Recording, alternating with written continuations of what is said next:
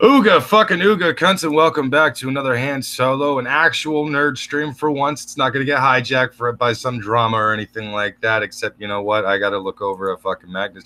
You motherfucker, you blonde piece of shit with your goddamn, oh, look at me. I've got badass Transformers fucking toys and shit. And now we have drama. It's been hijacked again. Fuck you, Semaj. I did nothing. I've been innocent. I did nothing. I didn't kick any bee's nest or nothing like that. I didn't show my asshole on Twitter or anything like that. So I'm fine. Well, hey, I'm pretty sure the guy who sent Ethan Van Sciver a picture of his asshole he couldn't reach around in the mirror and write the words "insert penis here" on his taint when he sent that picture. That's entirely possible. Entirely possible. Did you hear about that kind of stuff there, Magnus? About the guy who did it? Oh, I was fucking rolling ass laughing when I heard about it. About the butthole pick? Yeah, the butthole pick. The infamous asshole of the comics world. Well, yeah, in more ways than one. Well, that that infamous asshole also happens to be the creator of a Marvel darling called Spider-Gwen. You know what? You guys just reminded me. Now I've got to go get that fucking sound clip of the guy from Ghostbusters, because that would have been perfect right there. You remember the guy on the horse-drawn carriage? What an asshole! Oh yeah, yeah, that's a good one. I need to get that one. But moving on. All right. I think that it's quite something that the creator of Spider-Gwen is sending pictures of his asshole to people on Twitter. And if you know anything about Spider-Gwen, that was pitched to be a for little girls kind of a comic character to get girls into comics. Yeah. I actually know quite a lot about this, but you continue, and I will chime in with my information later. By all means. It would be something. It would be quite something if there was a fan out there, a little girl, let's say, who loved Spider-Gwen and wanted to know more about Spider-Gwen and everything involving with it. And if you look up the creator and you check out his Twitter, what are you going to find? A big picture of his hairy butthole. You're gonna right there in front of your nose. A brown starfish, the rusty wagon. A brown starfish. Well, hey, well, no, it was the brown eye of Sauron. It was the brown eye of Sauron. Chocolate starfish and hot dog flavored water. Oh! Don't look into it too long. You'll get sucked in. I'm trying to take a drink, you fucker. Stop it. I think I just skeeved everybody out for about 2 seconds. That was bad. For my hatred so much. That was almost as bad as that Predator pussy pic that I put in Not Safe for Work on Revelations Discordia. Okay. Well, I just want to say real quick, part of the reason why I bring this up is because this is technically old news, but I think it's kind of strange that the guy, he still has a job. I think he's currently working at DC, and even though it's perfectly aware by anyone else involved that he's still there, and he really shouldn't be having a job at this point. Do they ever fire any of these stupid motherfuckers? I mean, honestly. No. Mark Waid commits an actual fucking crime, like a literal goddamn crime. I believe it's a federal crime, to be more specific, in which he bullied a comic book owner, a business owner, into not actually going forward with a deal and providing, a specific service with the Jawbreakers being turned into a physical fucking comic book that you can actually purchase in stores and such. So Mark Waid does this, and CB Cebulski doesn't do shit. Just tells him stay offline for a while. Dan Slott, Gail Simone consistently will shit all over the fucking fans on Twitter, on Facebook, any social media realm you can find them in. They will just shit all over the fans, say horrible, heinous, awful things to these people that are actually fans, the people that buy their fucking comic books. Nothing wrong happens. I'm so glad you brought up Slotto Blocktavius there, aka Dr. Blocktopus. I fucking can't stand Dan Slott. Robbie Reyes, the guy who made Spider-Gwen and is working on the Goddess mode shit show that is about to come out for Vertigo with Zoe Quinn and all that stuff for fucking DC's Vertigo branch that they just came back with and everything, sends a butthole pic, his own butthole, to fucking Ethan Van Sciver saying, I'm a huge fan. Oh, none of these people have lost their jobs. None of these people have been reprimanded in any way. None of these people, every fucking piece of shit pro that does these piece of shit fucking things, none of them. Brockus, none of them have gotten in trouble. Let me ask you something. SJWs are notorious for showing their ass, pun intended. And none of them, it seems like very rarely do they have to face the consequences of their actions. This guy quite literally showed his ass and the hole that was drilled in it. And nothing's fucking happened. Surprise, surprise, surprise, Gomer Pyle. The twisted part, however, is that because Zoe Quinn and him are good friends, and she's actually the one who's the head of the Vertigo chapter and everything like that of DC and such. DC technically can't touch Robbie Reyes because, yes, he is working for DC, but he is actually working for DC under a very specific banner, which is Vertigo, and that is actually controlled by Zoe Quinn. Robbie Reyes is also helping to create her Goddess Mode comic book. It looks like a fucking trash fire. And all that stuff. So it's quite disgusting because Ethan Van Sciver still has great rapport with DC. And one of their own just did this to him. Hold on, though. You got to keep in mind, too, that when it comes to DC and Vertigo and all that, you know, that they've got all these SJW comics coming out. I think there was like 2 titles that looked at least marginally interesting, and then, well, like Border Town, for example. Did you guys see the trash fire that was Border Town? That is all Vertigo. That is not DC. That is Vertigo specifically. Exactly. Well, that's the magic touch of Zoe Quinn. It's the whole get woke, go broke. No, yeah, and Semaj and I have definitely burned all of those fucking titles on a previous hand solo in the past. And hold on though, you got another couple of things that need to be brought to the forefront, if you will. If you think about it, Zoe Quinn was supposed to be making a fucking video game, another one that sucks ass through a garden hose. I'm pretty sure. I think you might be right. She hasn't. I think she finally relented and made an update to the financial backers, which is basically a bunch of wah, we're out of money. I'm not finishing the fucking game. Go fuck yourselves. Mm-hmm. Not in those exact words, in a more polite tone. And then come to find out, she toted her ass to Japan. Why? I guess she wanted to see if game reviewers in Japan's penises were as small as the ones over here.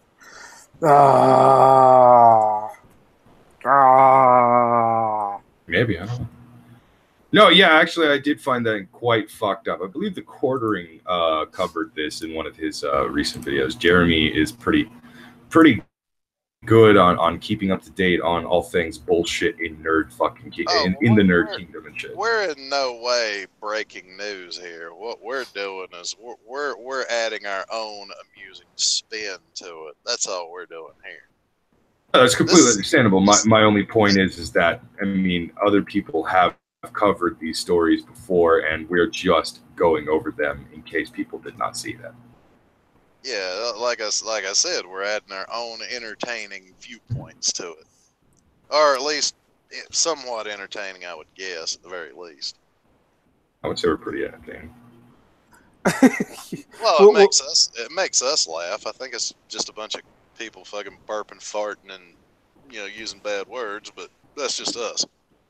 Yeah, at this point, we're just sort of venting about something that I don't know if we even talked about yet on the stream, about any of our nerd things, about all these buttholes and people just being general dicks.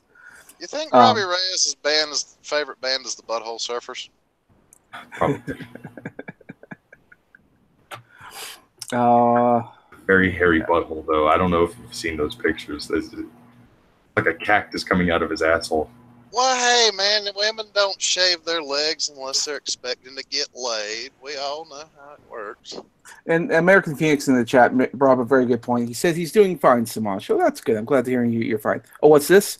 Brockus is a fag. Well, I mean, you're not wrong. I mean, wait. Brockus, when did you turn into a cigarette? Gefilte fish. I don't want to know about your sex life, dude. Come on. Sorry, just felt like adding a little bit there. So it adds a little bit of flavor to the stream. I understand. Well, speaking of flavor, people are way too worked up about the whole pumpkin spice thing. Oh yeah, the basic white girls need to stop that shit. Just cut it the fuck out. Nobody cares. I've already stated before that I don't mind it. I like it every once in a while, but I don't think I could ever go that hog wild with it. I think what annoys people about the pumpkin spice thing is because from my experience, it's been almost purely a woman thing. And a lot of guys and boyfriends and husbands are like, "Would you fucking stop talking about how much you love this shit?" Here's the thing. The reason why I can enjoy it is I'm single. I'm not fucking stupid. Hey, you think I could afford all these gigantic fucking Transformers purchases if I had a woman wasting my fucking cash? Yeah, but that's only because you'd be buying her shit too if she was just as much of a nerd as you, and I don't think you could actually be with somebody unless she was a mega nerd. You might be right. Unless she was like, yeah, I'm pretty sure I couldn't date a girl unless she just busted out of the house carrying a big ass fucking, combiner box set. The box set is here. Let's fuck. I think I figured out Magnus's absolutely perfect woman. She basically would be wearing an Optimus Prime T-shirt, playing some kind of a shooter game or some type of video game online, and while she's basically poning the shit out of someone, yes, they do exist, women gamers who actually kick your ass in games and shit. While she's poning the shit out of somebody, they're crying on the other end, and she basically quotes Optimus Prime from the movie saying, "I thought you were made of sterner stuff," and then kills his ass again. Oh God, I would just have a boner right then and there, I think. See? Ha-ha! I know my friends and their fucking turn-ons. Well, but there's more to it. Well, obviously there's more to it. She's got to have big tits. Oh, she wouldn't have to have big tits, but they would have to be big enough to make Optimus Prime's little blue eyes poke out of her chest. I would. Detail that was not necessary. Oh, let me see if I can find this. But yeah, because you're not allowed to fap for a while. Yeah, I think Semaj would actually, what's his prerequisites? She must have a pulse. He must have a pulse. I'm pretty sure Semaj's requirements are exactly like every other guy's: 2 tits, a hole, and a heartbeat. She has to have a pulse. She has to be born a woman. Oh, there's his woman right there, Black Arachnia. I was gonna say Black Arachnia is my Transformers waifu, just because. Well, one, because I grew up with Transformers. I always found her hot, but also because in the show, she was essentially a recoloring of another Transformers toy, and that was Tarantulas. Semaj, have you not seen sort of the latest version of her? One second. You talking about this one here? No. Type into the search bar arachnid. It's spelled arachnid, only it's AIR. Arachnid. I'll do that in a bit. I don't want to think about it. I like her as she is. I don't want her to change. But also because she was no. well, hold on. It's not that she changed. Just look up arachnid. You'll see what I'm talking about. Okay, I'll in a second. Let me just finish what I'm saying here. Is that part of the reason why I always because you look here. This is the version of her when she came out as a toy, and she really is just a recoloring of Tarantulas, and not very attractive. So you have to try and turn that into a female. And what can you do? Because the arachnid has these chest pieces. Well, you give her a pair of knockers, nice knockers. Yeah, I think later on in the show they kind of got a little more discreet with the knockers. Well, they gave her a different body, which became transmetal too, and then I didn't care about it. I think from now on we're gonna stop labeling the actual shows. We're just gonna give them numbers. We're not gonna give them titles. We're just gonna give them numbers and then figure out the title as we go along because we deviated so far off the fucking topic. It'll happen. It'll happen. It happens every time, Semaj. You're not wrong. Every fucking time, Semaj. You're not wrong. If Semaj wants to jack his lumber to his waifu, there's nothing wrong with that. I'm not trying to deny the man doing what he's got to do. Just don't do it on air while we have a fucking audience. I'm not fucking nutting right now. You could be, and we would never know. How do we know you're not a ninja jerker? A ninja jerker. No, that would be me. I don't even want to know. Schmeckle disappears for like minutes at a time, and we find out why later. He busts a nut and then disappears into the darkness. Accurate. No, but back to the fucking original topic of Comicsgate. So one of the things I actually was going to talk about when it came to Rubber Rez and this bullshit fucking thing is I'm actually quite familiar with Spider-Gwen. Now, I didn't actually know about her initial appearance or anything like that because I had unfortunately been going through a lot of financial troubles, and there were several comic books that I was not able to actually continue reading and such. In fact, I took a long hiatus. But eventually I got back into reading comic books right around the end of the Spider-Verse. And I had found out that Gwen Stacy was actually in an alternate universe officially the Spider-Woman of that universe, and Peter was the Lizard and stuff. Now, I thought that was very clever. I thought that was very interesting. I actually really liked it. The various different Spider-Men throughout the multiverse. They even had a Spider-Pig, for fuck's sake. It was really fucking cool. Oh, yeah, Peter Porker.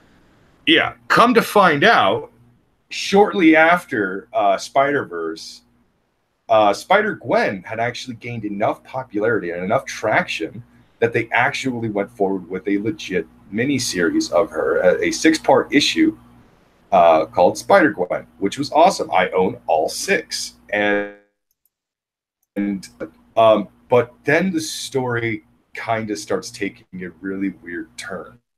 Now, right around the time that Spider-Gwen had actually come out for the first 6 issues of it, her solo story, they were already primed up for Secret Wars 2, which is depressing because they just got done with the Spider-Verse fucking series earlier that year, and here they are already starting up with Secret Wars 2.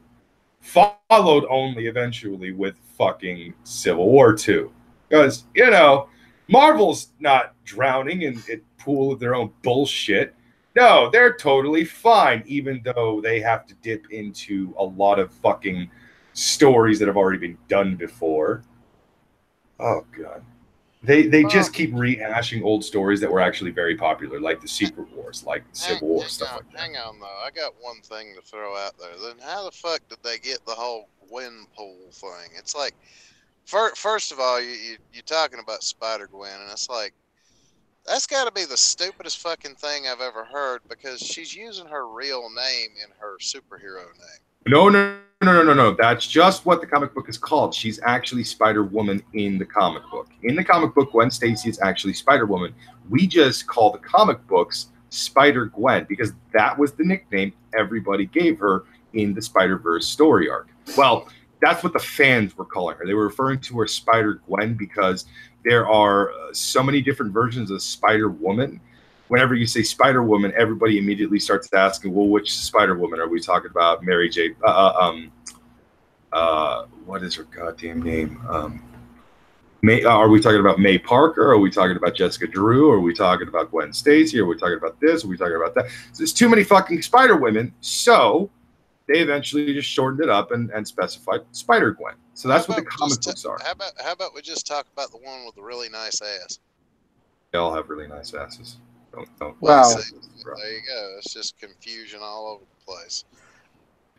Anyways, there was the one entertaining Spider Woman that I remember that she was like Peter Parker and Mary Jane's daughter. Yeah, May Parker. Yeah, well, yeah, he quit. It's like Peter quit because I guess he lost his leg in some major do. They always give some weird reason why Peter quits and his child or clone fucking takes over. It's weird. Yeah, Spider-Man's got to be one of the few that has had more fucking clones, kids, and other shit take his mantle. Yeah. You know what story they came out with shortly after Civil War II? Spider clones. Oh, boy. Again. You know, I kind of remember when they did the whole clones of Superman thing after the death of Superman. You mean the reign of Superman? Yeah. The reign of Superman. Yeah, that it wasn't so much that they were clones; they were just people who wore the S mantle. Well, no, I think one at least was an actual clone. Well, yeah, that's Superboy. Everybody knows that he's a literal clone of fucking Superman and Lex Luthor. I just want to say for a quick bit here that I freaking love Frank Chu because he did. Oh, Frank Cho, Frank Cho is a fucking god. I'm just gonna put that out there now. He gives no fucks, and he did that controversial Spider Woman cover multiple times. I would have done the same. I'm just saying, Frank Cho is so based. It's amazing. Oh, didn't Frank Cho do that one joke picture with Wonder Woman and Supergirl where Supergirl's laughing her ass off and Wonder Woman's like, what the hell is Snoo Snoo? Oh, that was good. He's got a sense of humor. I love Frank Cho. I need to get more of his books. He used to do a comic strip called Liberty Meadows that was funny as fuck. Oh, man. Anyway, what were we talking about again? I was still talking about fucking Spider-Gwen, and you cutting me the hell off. Okay, Spider ass. Son of a bitch. A boner like nothing can. Basically, after the Spider fucking Verse series, Spider-Gwen had actually gotten a massive amount of popularity. So eventually, Marvel decided, well, what if we did a small run of Spider-Gwen comic books and see where it goes from there? They did very well. People wanted Spider-Gwen. I wanted Spider-Gwen. I thought it was a really interesting concept. Shortly after, however, they had to put that comic book on hiatus because everybody was then working on the Secret Wars story. Now, here's where things get really fucking retarded.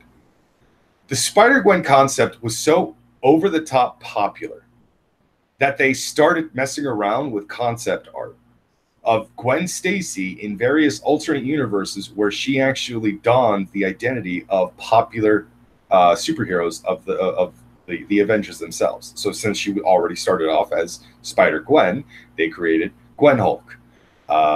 When they did Gwen-Hulk, they eventually did Gwenpool, just for the lulz.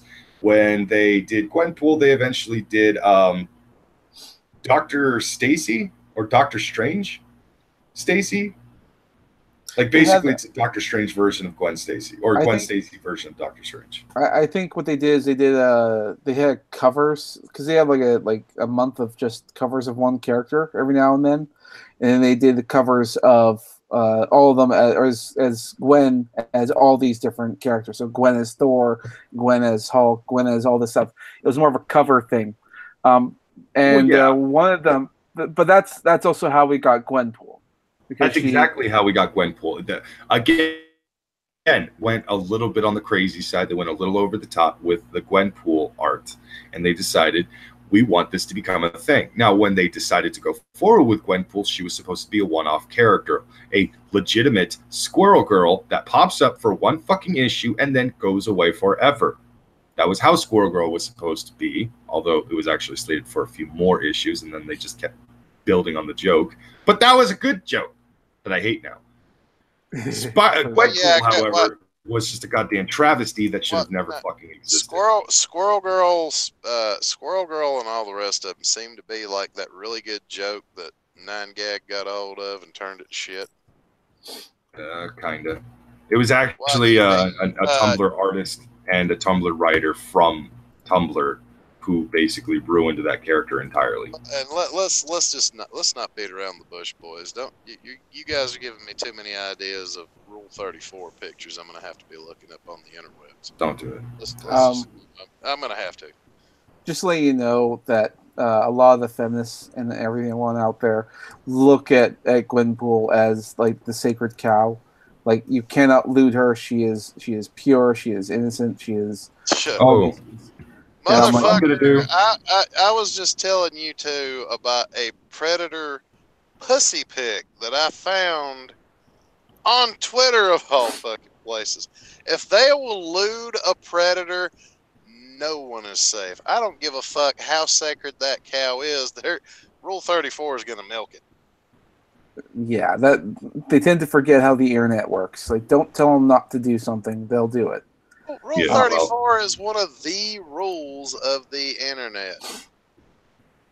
Yeah, like, for some reason, there are far too many people out there that keep thinking to themselves, well, the rules don't apply to us because reasons. No, fuck you. The rules definitely apply to you. Now suck it up, little bitch. If I've had to suffer through accidentally running across pictures of Zoro fucking Sanji from One Piece, by God, my childhood is ruined. But no, they'll loot fucking anybody, anything, anywhere. Nothing is safe. Yeah, and that's just the way it is. What's the one about the gender swap? Isn't that Rule 63? It's a silly rule as far as I'm concerned. Like, as long as it's just an internet thing, I don't care.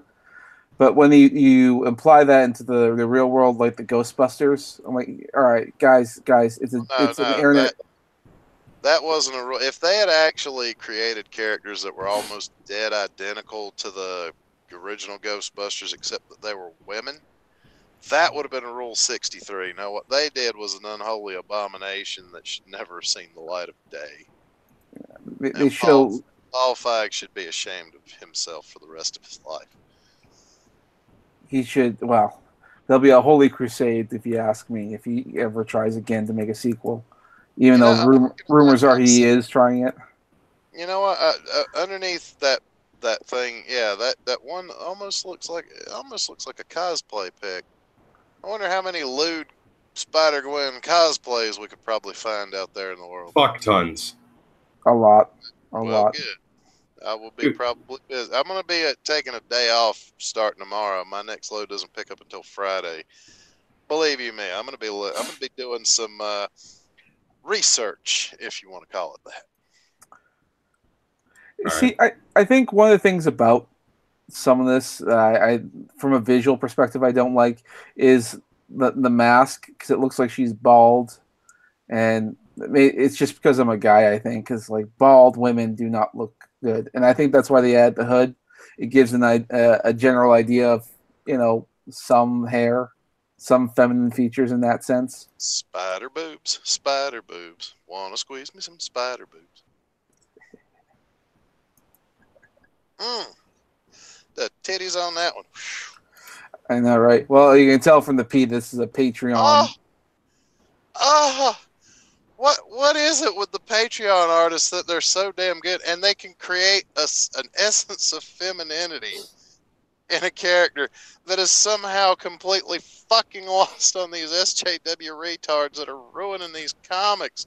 You know what's even more sad is after those 6 issues of Spider-Gwen, before they did the Secret Wars stuff, they eventually brought Spider-Gwen back with terrible, shitty Tumblr art and character designs and plot points that made interesting.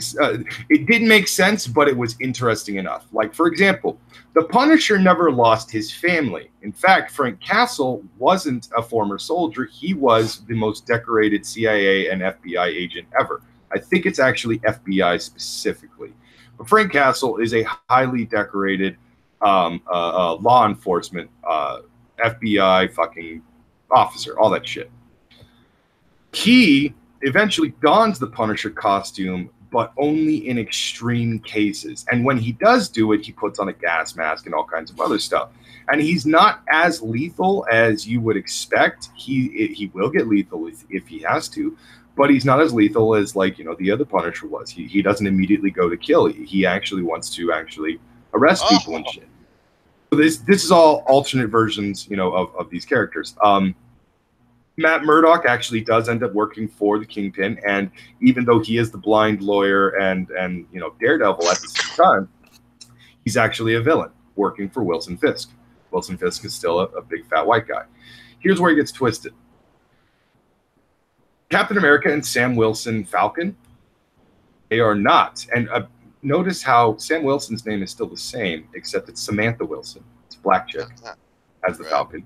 And Captain America is not Steve Rogers. It's actually someone completely different. It's actually a thicker, heavier set, buff black chick. Oh, and they are in a lesbian relationship together.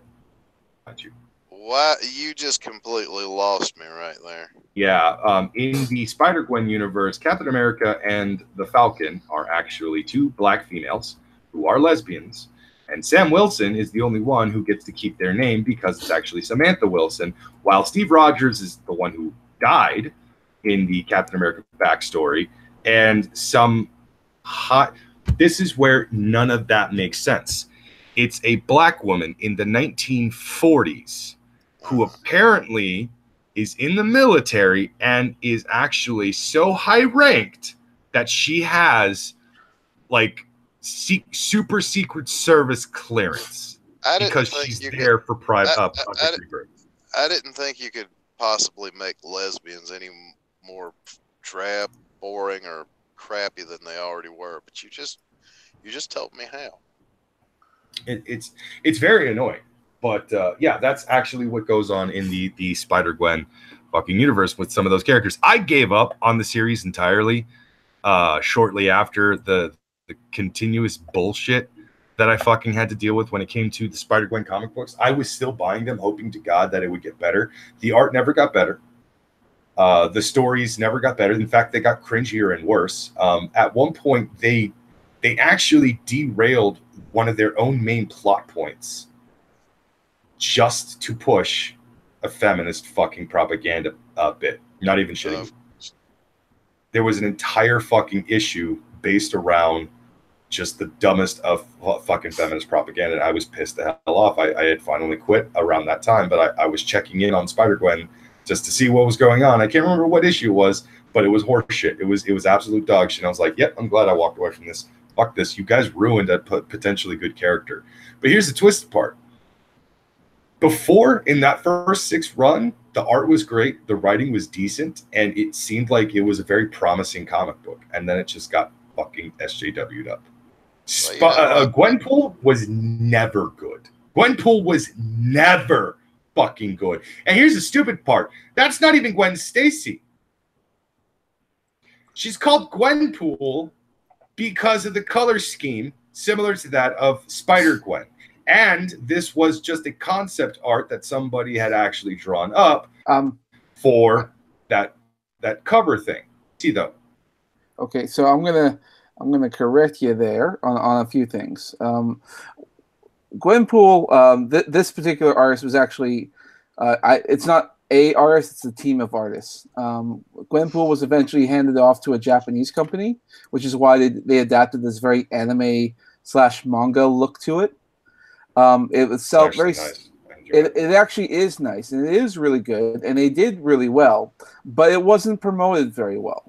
And we don't necessarily know why. And this is like some of the American artists they had before. You can tell there's a drastic difference in quality over this.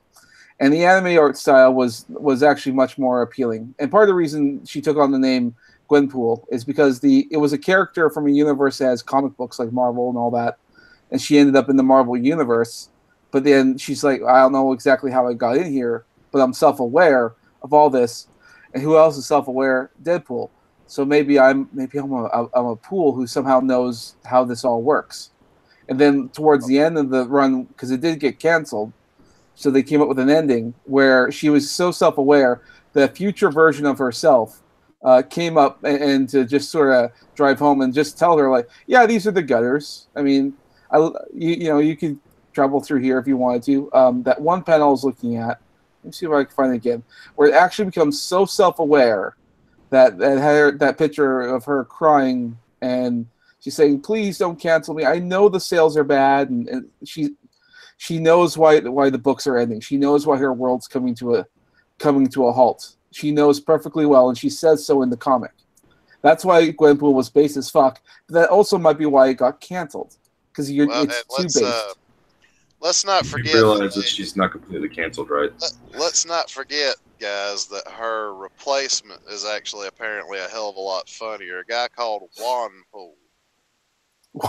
Oh God! Oh no! Yeah, the wand, like a Mexican wand. Look that up. That's actually fucking hilarious. Apparently. Yeah, I know that Gwenpool is still technically around in other issues. Okay. And they did bring the team back to do a different comic. I think they're going to be working on Squirrel Girl. Don't quote me on that, but it's not going to matter in the long run because Marvel's pretty much over with. Well, you guys don't want to entertain the audience by showing them Wanpool? Oh, well, let me see what I can do. My problem with it, you say Marvel is pretty much done. Truthfully speaking, no, it's not. What the Marvel is not done. Here's why. They are still backed by Disney. Disney will not let Marvel completely die. In fact, all Disney will do is just continue to give us the idea that they're going to change everything, that everything's going to be all right. Like, fine, we'll give you back your precious comic book characters that you love so much. Yeah, well, since they're shitty at it. But what happened with the lose their job, or they will actually keep their jobs. Now, here's where it's going to get twisted. They're going to promise us the change, and then they're not going to give us the change. You know why I know this? They've done it every fucking year for the last 5 years. Quickly, Mace, how do you spell that? I don't know Mexican. It's Juan. Pool. Thank you. No, not Aen. Juan. Juan. Juan.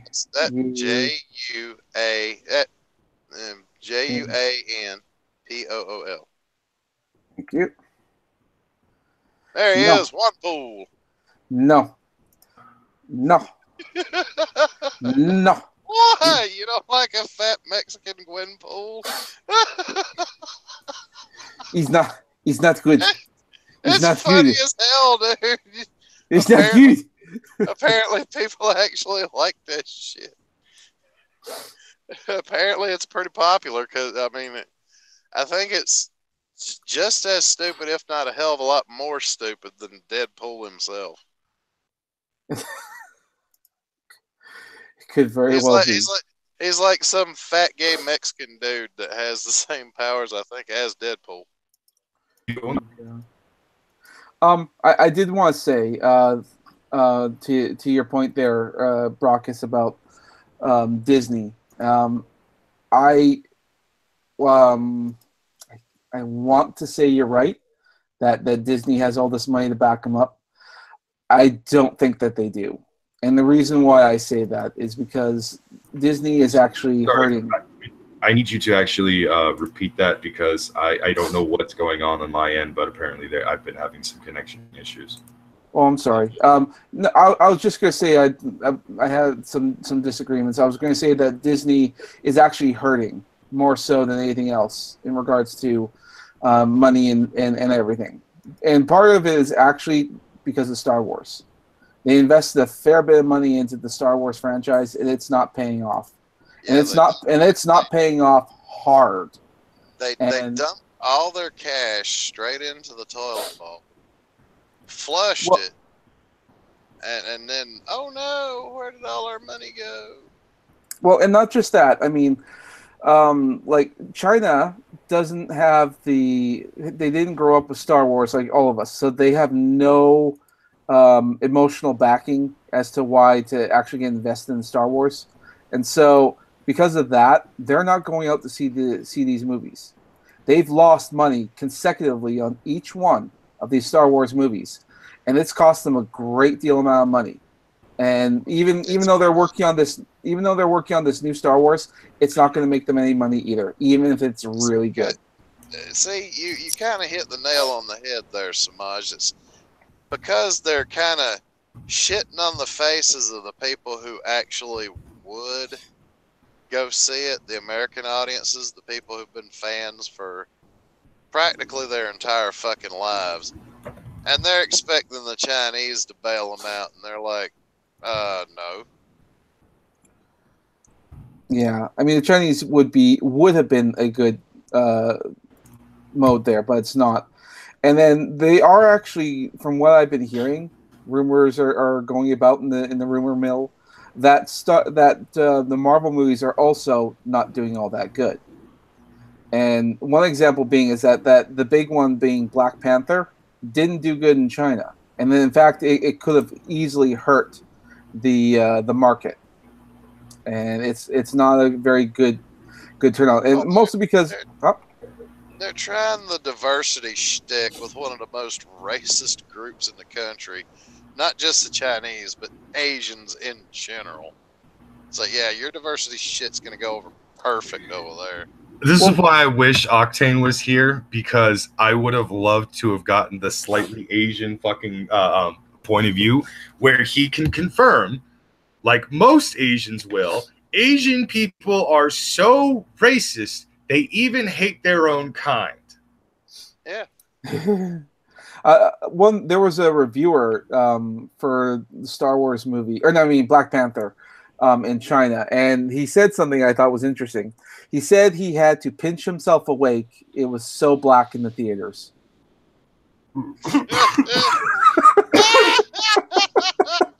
He was falling.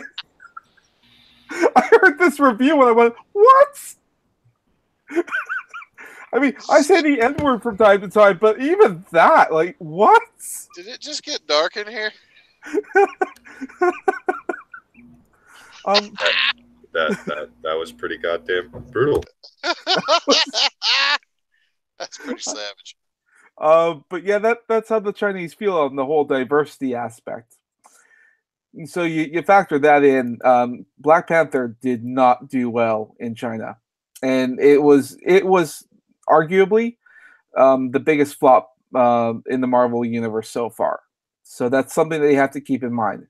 Now, the second thing is, rumor has it, because a lot of these are rumors. We don't get full numbers because we're the public. We're not privy to this information. That Captain Marvel is going through reshoots. And not just any reshoots, extensive reshoots.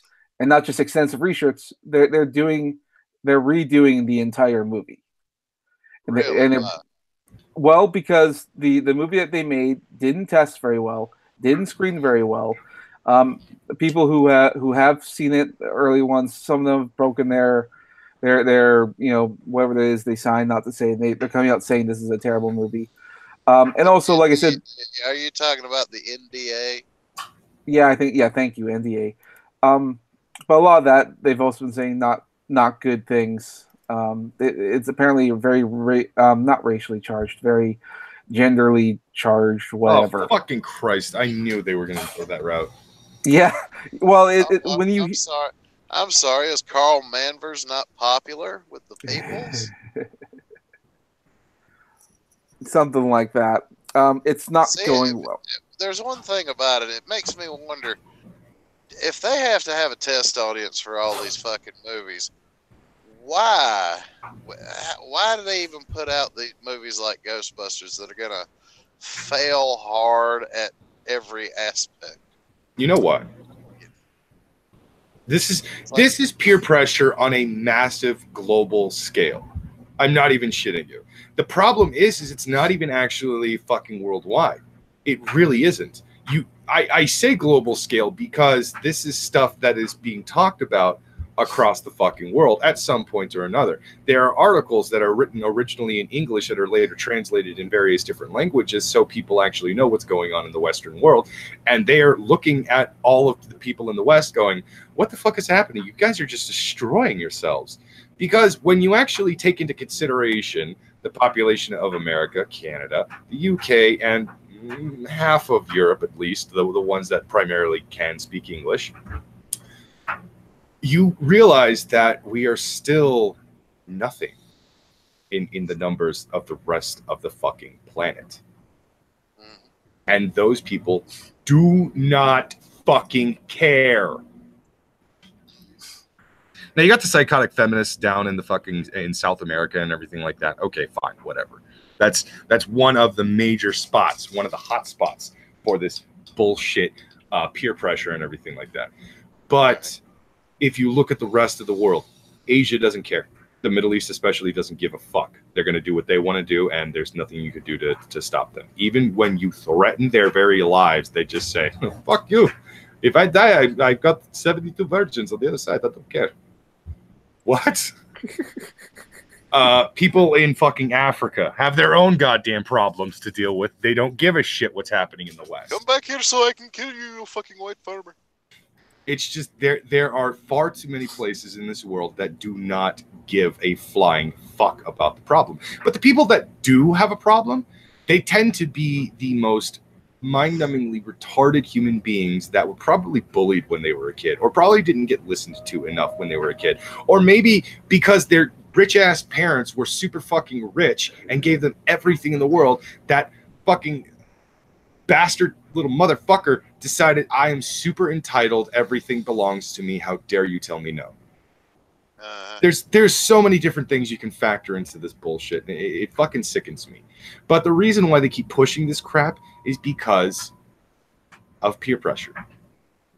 Why is there such a massive feminist fucking push? Well, because the last time there was a massive feminist push, it actually got stuff done. See, every single time feminism has actually reared its fucking, makeup colored face, goddamn, all that shit, something has changed in the laws. Something has changed in the world. The suffragists of the 1900s, of the very early 1900s, they eventually got women the right to vote and own land. Fantastic. In the 1960s, they actually got women equal fucking pay for equal work. So there was the whole equal rights movement and everything. And then feminism went away for a long time. Why? It wasn't a fucking problem. But feminism all of a sudden starts creating problems everywhere. And feminism has made a strong comeback, a very horrifyingly strong comeback that's pissing everybody the fuck up. So what do the weakest-minded people in Hollywood decide to do? Bend over and take it like the bitches they are. Well, no, whenever you do it, you just have to say it the way I say it to every homo that I talk to. It's like, dude, look, just bend over and take it like a man. Well, that's basically what Kevin Feige did, or Paul Feig. That's what Paul Feig did. He bent over, he took it like a man. He basically let women tell him how to make a movie. Happy International Women's Day. No, but these faggots just need to quit. I mean, it's funny. Nike's sitting there thinking, oh yeah, it's fine. We'll have Colin Crapperdick fucking, shill our shoes, and it's like, yeah, no, that's not going to end well for you, Nike. For him, probably it will end pretty well because he'll make a couple of million off of your stupid asses, and that'll be the end of it. That is probably one of the funniest fucking backlashes that has actually come out with all of this stuff, is the Nike controversy. But here's actually the funniest thing that I think not a lot of people have actually figured out about the title for Comicsgate and everything, and not just the title for the stream. So Ethan Van Sciver actually is the one who took the title of Comicsgate and basically made it his. He took it, and everybody who backed Ethan Van Sciver pretty much we're on the same, of the same mind. We're going to take this name that they're using as an insult to us, and we're going to turn it into a positive. Now the movement really is called Comicsgate. So fantastic. Diversity in comics, John Malin, Brett Smith, Ethan Van Sciver, all of these people that have been making a big fucking splash in the independent comic world right now. These guys are actually behind the hashtag Comicsgate fucking title and everything like that. Here's the funny thing. The people that originally started saying Comicsgate, because basically what was happening with comic books is what happened years prior to video games. Yep. What was happening in comic book and why they gave it that name isn't just because of nostalgia of the whole, well, this is basically just like video games, so we're going to give it the same thing. It's Gamergate. These people are trying to gatekeep. Well, funny thing, you fucking retards. There wasn't a gate in the comic book industry for a very long time. Not the one you're thinking of. Yes, there was a gate when it came to talent, because they used to just hire people based on merit, skill, and all kinds of shit like that. No, now it's a diversity push everywhere you see in fucking Marvel. Now we have to have more females working on projects, or there has to be a woman working on at least one book. Why? Because even if she's just the colorist, it has to have a fucking vagina, or at least identify as a woman. Fuck it, we don't care. We're super progressive here in Marvel because fuck you. And it's fucking goddamn bullshit. They're the ones who created the fucking gate to begin with, and then they try to throw that label onto us because we were sick and tired of the piss poor writing.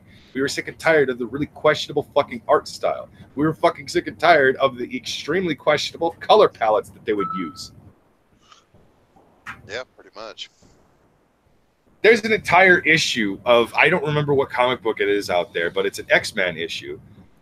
There's so much purple and violet on every page.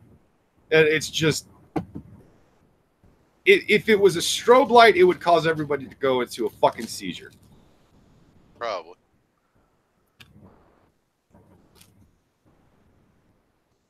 Fucking can't stand goddamn Marvel and what it's turned into. That's the saddest part too, is Marvel just is little known fact. Marvel is the worst comic book company when it comes to business.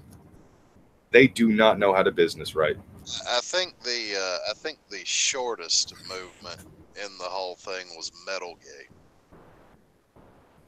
Oh well, yeah, that's because that shit got shut down real goddamn fast. Yeah, no shit. That's what I love about metal. It's like metalheads just turned and looked at him like, "Are you fucking serious?" And that was the end of it. Basically, every metalhead across the globe, no matter which style of metal it was, classic hair metal from the 80s, death metal, fucking Viking metal, it didn't really matter. Every single metalhead across the globe looked to the people who were trying to have a problem with metal and said the same thing in unison. Do it and see what happens. We will throw you into the fucking mosh pit. Yeah, pretty much. I think I saw all of about 2 or 3 videos on it, like a couple of years ago, and haven't heard a peep out of it since. The only real issue that I would say that still technically exists within the metal community is really just the closed-minded thinking that some of the fans actually have, and even some of the artists. Like, there are some people out there that are a little too elitist when it comes to metal music, and it is very disheartening, really. Who cares? Let them be fucking elitists. They ain't changing the way shit works. Well, I mean, but you, because of those elitists, we have wonderful stories and rivalries of things like Sharon Osbourne versus Gwar. That's one of my personal favorites. Fuck her. She's already proven she only married Ozzy Osbourne because he was famous. Didn't every woman in the 80s who was obsessed with some sort of lead singer or lead guitarist pretty much do the same thing? Yeah, pretty much. Yeah. Sorry, I didn't know what to look up for metal. I didn't dare type in heavy metal because I'm like, I know that I'll probably bring up the magazine, and that's I run a risk with that. So I was just looking up. No. If you typed in heavy metal, I'm pretty sure the first thing it would bring up is like a shit ton of album covers. I would hope so. I'm not going to risk it though. So I just kept the comic book key and typed in. Well, here, just don't share the screen. Look it up, see what pops up, and then show it or not. I could, but I'm trying to be clever and just look up something metal themed. So I looked up Batman metal. That's I know. All right. Anyway, then there's Bat Metal. Bat Metal Forever. I should have looked up Bat Metal. Fuck. That would have been better. That would have been so much better. By the way, Batman Metal, quite possibly one of the best things DC had come out with in quite a while. I wish I could. I don't think that was DC's idea or fault. Batman Metal? Oh no, we were talking about Bat Metal, and I was thinking you were just like adding Batman to it. The very thing we are looking at, one of the best stories that DC has come out with in a long time. And here's the even more twisted part about what's going on with metal. For the diehard Marvel fans who have been Marvel fans since they picked up their very first comic book, myself included in this, I have always backed Marvel when it came to comic books. Anytime somebody would ask me, what is your favorite comic book character? In the background, what the fuck? That's just the washer and dryer. Oh. But anytime somebody would ask me, like, who's your favorite comic book character, it would always be somebody from fucking Marvel. For the longest time when I was a kid, it was always, Spider-Man. But as I got older, I ended up reading X-Men comic books, and holy shit, Gambit became my number one almost immediately, followed right next to Wolverine. And for the longest time, I would always keep them on the same level. They would share the number one spot, but Gambit and Wolverine, they were basically my faves. And Marvel was always the comic book company I would praise above all. I actually used to hate DC at one point. I used to think DC was nothing but just boring trash. It's just it's way too fucking boring. It's way too old school comic books. I can't read DC comics and really actually enjoy it and shit. But that was because I was reading the wrong fucking issues. I was reading the filler issues over and over again. I didn't even know about certain characters for a long time. And then I started picking up on characters like I knew about Green Arrow, but I never read Green Arrow, and then I fell in love with Green Arrow. I knew Etrigan existed, but I didn't really read Etrigan. Same with Hellblazer. There's a lot of great DC characters out there and shit. Because Marvel has been doing what they're doing, it's pushing a fuckload of people from Marvel over to DC. But now that DC is pulling the shit that they're pulling with assholes like fucking Robbie over at Vertigo, it's pushing people away almost completely from Marvel and DC. Even though most people don't have a problem with DC, enough fans away to where we're just saying we've had enough. We have fucking had enough. Every single time we actually speak out against your product, you have some bullshit ass pro basically trying to make us feel as bad as we possibly can, and you even have people doing very illegal things. It's fucking awful. Either reprimand these people and have them fucking fired or punished in some goddamn way, or we're done with you. Fix your fucking issues. Fix your problem. You have a writer's problem. You have an artist problem. You especially have a fucking bias problem. They hired a guy who fucking hates America, white people, and specifically Captain America altogether. And that was the head writer for Captain America for multiple issues, probably still to this day. Right. What? Semaj, you just read comics online here? What's that? Are you just reading the comics just for the hell of it? No, I'm just clicking on things while we're going at it. Why? You want me to look up something else? Yeah, look up Rule 34 Gwenpool. Just for that. Oh. You have the means to look it up yourself. Actually, I don't have the internet for that. That's why I'm on the phone with the laptop sitting open in front of me, because I can't actually do anything on the internet on the laptop. But... What's that? You want me to type in Rule 34 Gwenpool? You said? Don't do it. Don't do it. Don't do it. Don't do it. Don't do it. Actually, make it Spider Gwen. I think she's cuter. Well, nothing really comes up. It's just Gwenpool pages. Although there's a questionable boob grab, but that's about it. A questionable boob grab? That's yeah, that seems to be it. You're making me sad, man. Yeah, I think there's just not enough people who actually care about Gwenpool. Oh no, you just have to know where to look. I'll do some research over the next couple of days. Yeah, that Dude, could very well be. Have you not seen the sheer number of lewd waifu wallpapers that I've got going? Oh, you've sent me a few samples. If there are nips, that's not a lewd, bro. Just letting you know. No, I'm talking about bare boobs or full nude or whatever. Here's a comic. Actually, I should say that I do the nudie waifu wallpapers, or lewd waifu wallpapers, whichever you want to call them.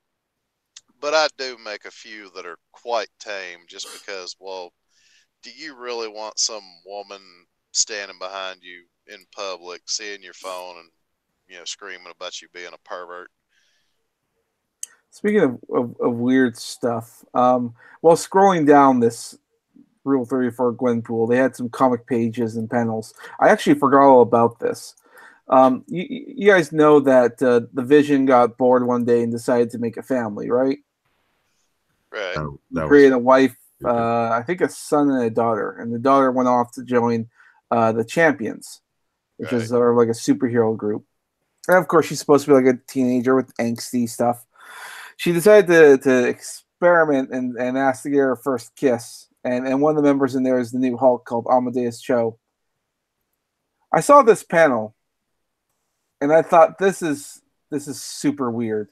Give it about 10 minutes, and he'll be wearing her like a fucking condom. That's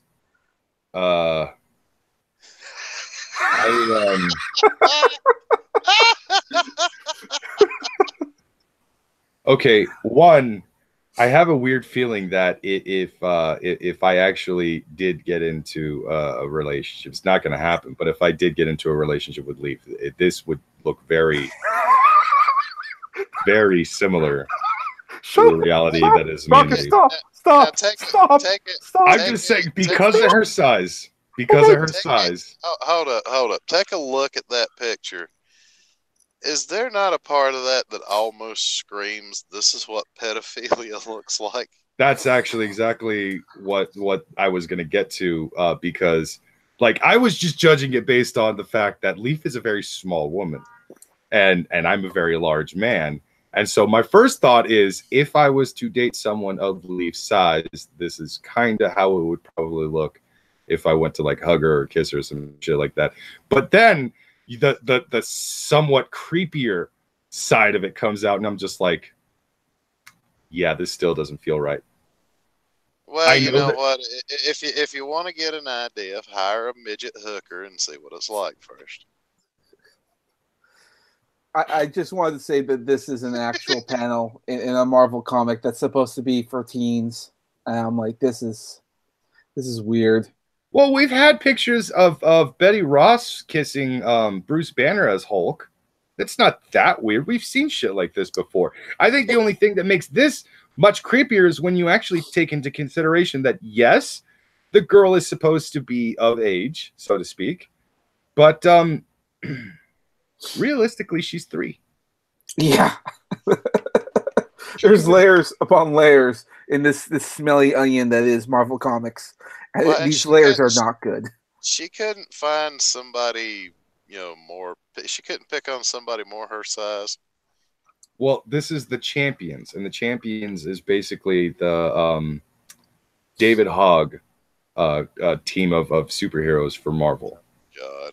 I'm not joking, because it is comprised of Cyclops, Amadeus Cho Hulk, The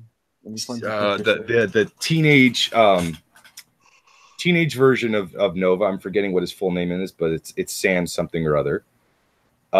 It was at one point, I believe, not Hawk Girl. It was Hawkeye. The fucking that's not confusing at all. Kate Bishop, Hawkeye.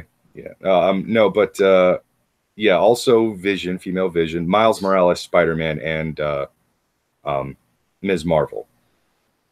Kamala Khan, Ms. Marvel. Semaj, that reminds me, you never did look up Arachnid, did you? I will later. I mean, we're talking comic books here, man. We moved on. Yeah. You just don't want to be fapping to it. Yeah, see, this is supposed to be the young teenage version of superheroes. That's what the Champions is. It's all the young heroes. And they were supposed to be an actual replacement for the Avengers. They were meant to inevitably replace the Avengers entirely. And it's fucking ridiculous. I wouldn't be surprised if they were planning to go this route for the Marvel movies, just because these are new characters. They're young characters, so young kids can get into them. I did want to point out, though, from what I've heard, is that the young teenage characters, the sidekicks, if you will, are probably the least liked characters in all of fiction. And let's not beat around the bush. That chick in the front there, that's supposed to be a quote unquote Miss Marvel. Yeah, that's Kamala Khan. What's her fucking power again? She literally has the power that Reed Richards has. She can actually stretch her body and make her hands and feet and all that stuff fairly large. Now, she actually hold up. I was just having you, because all I've ever seen is like making her hands really large, and it's like, what? That's typical Muslim. You give them half a chance, and they'll just blow right up. Basically, her power is supposed to be enlargement, but as she's been drawn later on, they've even gone as far as actually cause her arms and legs to legitimately stretch as well. So her power is one of those things where it's continuously evolving as the pages roll on. Well, yeah, they probably didn't want to get sued by the people who make fucking, what is it, My Hero Academia, because that one chick in the show, that's all her power is, to make her hands like gigantic. I believe the term that they use is embiggening. I think that's what she likes to, that's the power of embiggening. Yeah, I'm of the opinion that's a stupid name. It is. I'm of the opinion that you might be right. I know that her costume is very simple, and it's designed to be that way. So if you want a cosplayer, it won't take you very long to be a Miss Marvel. Yeah. With that said, though, no one cosplays Miss Marvel. I go to a lot of conventions. I sell a lot of art, that kind of stuff. I do see Miss Marvel, but I see the old school Miss Marvel, Carol Danvers, the one in the bathing suit with the lightning in it. That's all I ever seen. I have seen the new Miss Marvel, but I've only seen her like twice. Old Miss Marvel, or Captain Marvel, if you will. Old Miss Marvel, tons. Women love to cosplay her because it's simple, it's easy, and it's fun. It gives you an excuse to just walk around in your bathing suit. Really, there's not much to it, to the outfit. There used to be a lot of Squirrel Girl cosplay as well. I don't know if you ever actually knew that, but there used to be a lot of cosplayers that would actually show up at various Comic-Cons and sci-fi conventions and cons in general, and they were actually dressed up as Squirrel Girl. Not anymore. Until they turned Squirrel Girl butt fugly. Yeah, they don't. No one cosplays as Squirrel Girl anymore, and I just want to bring attention to something that Lionel Valentine has actually asked. Wasn't the Young Avengers a thing? I think they had Wiccan and Hulkling too. What happened to them? Well, over time, they basically just got replaced. It's as simple as that. The Young Avengers actually was a really interesting team because here's what confuses the fucking shit out of me. They had the blueprints to replace every Avenger with a backup. When Kate Bishop originally took the mantle of Hawkeye, that was because Clint Barton had retired the mantle and become Ronin. He was doing his own thing for quite a while. He was actually a badass assassin. He was traveling the world and killing people and all kinds of shit like that. So Kate basically took the mantle of Hawkeye. But when Clint eventually came back and he actually started wearing the costume again, Kate stopped going by the name Hawkeye. She was just simply Kate Bishop. It's as simple as that. That's Scott Lang's daughter, Giant Girl. Then, of course, there is Wiccan, an Asgardian, who basically just has the power of magic and such. He is their essential Thor. Hulkling is actually the I guess you could say clone of a Super Skrull and a Kree. And so that is why he is the way he is. And he usually takes the form of a sort of Hulk changeling kind of thing because he is basically Hulkling. They even had Patriot, who was as his story goes, he is the grandson of the original Captain America, because apparently they had tested the Project Rebirth Super Soldier Serum on an entire platoon of black soldiers during World War II to see how they would perform. They all eventually died.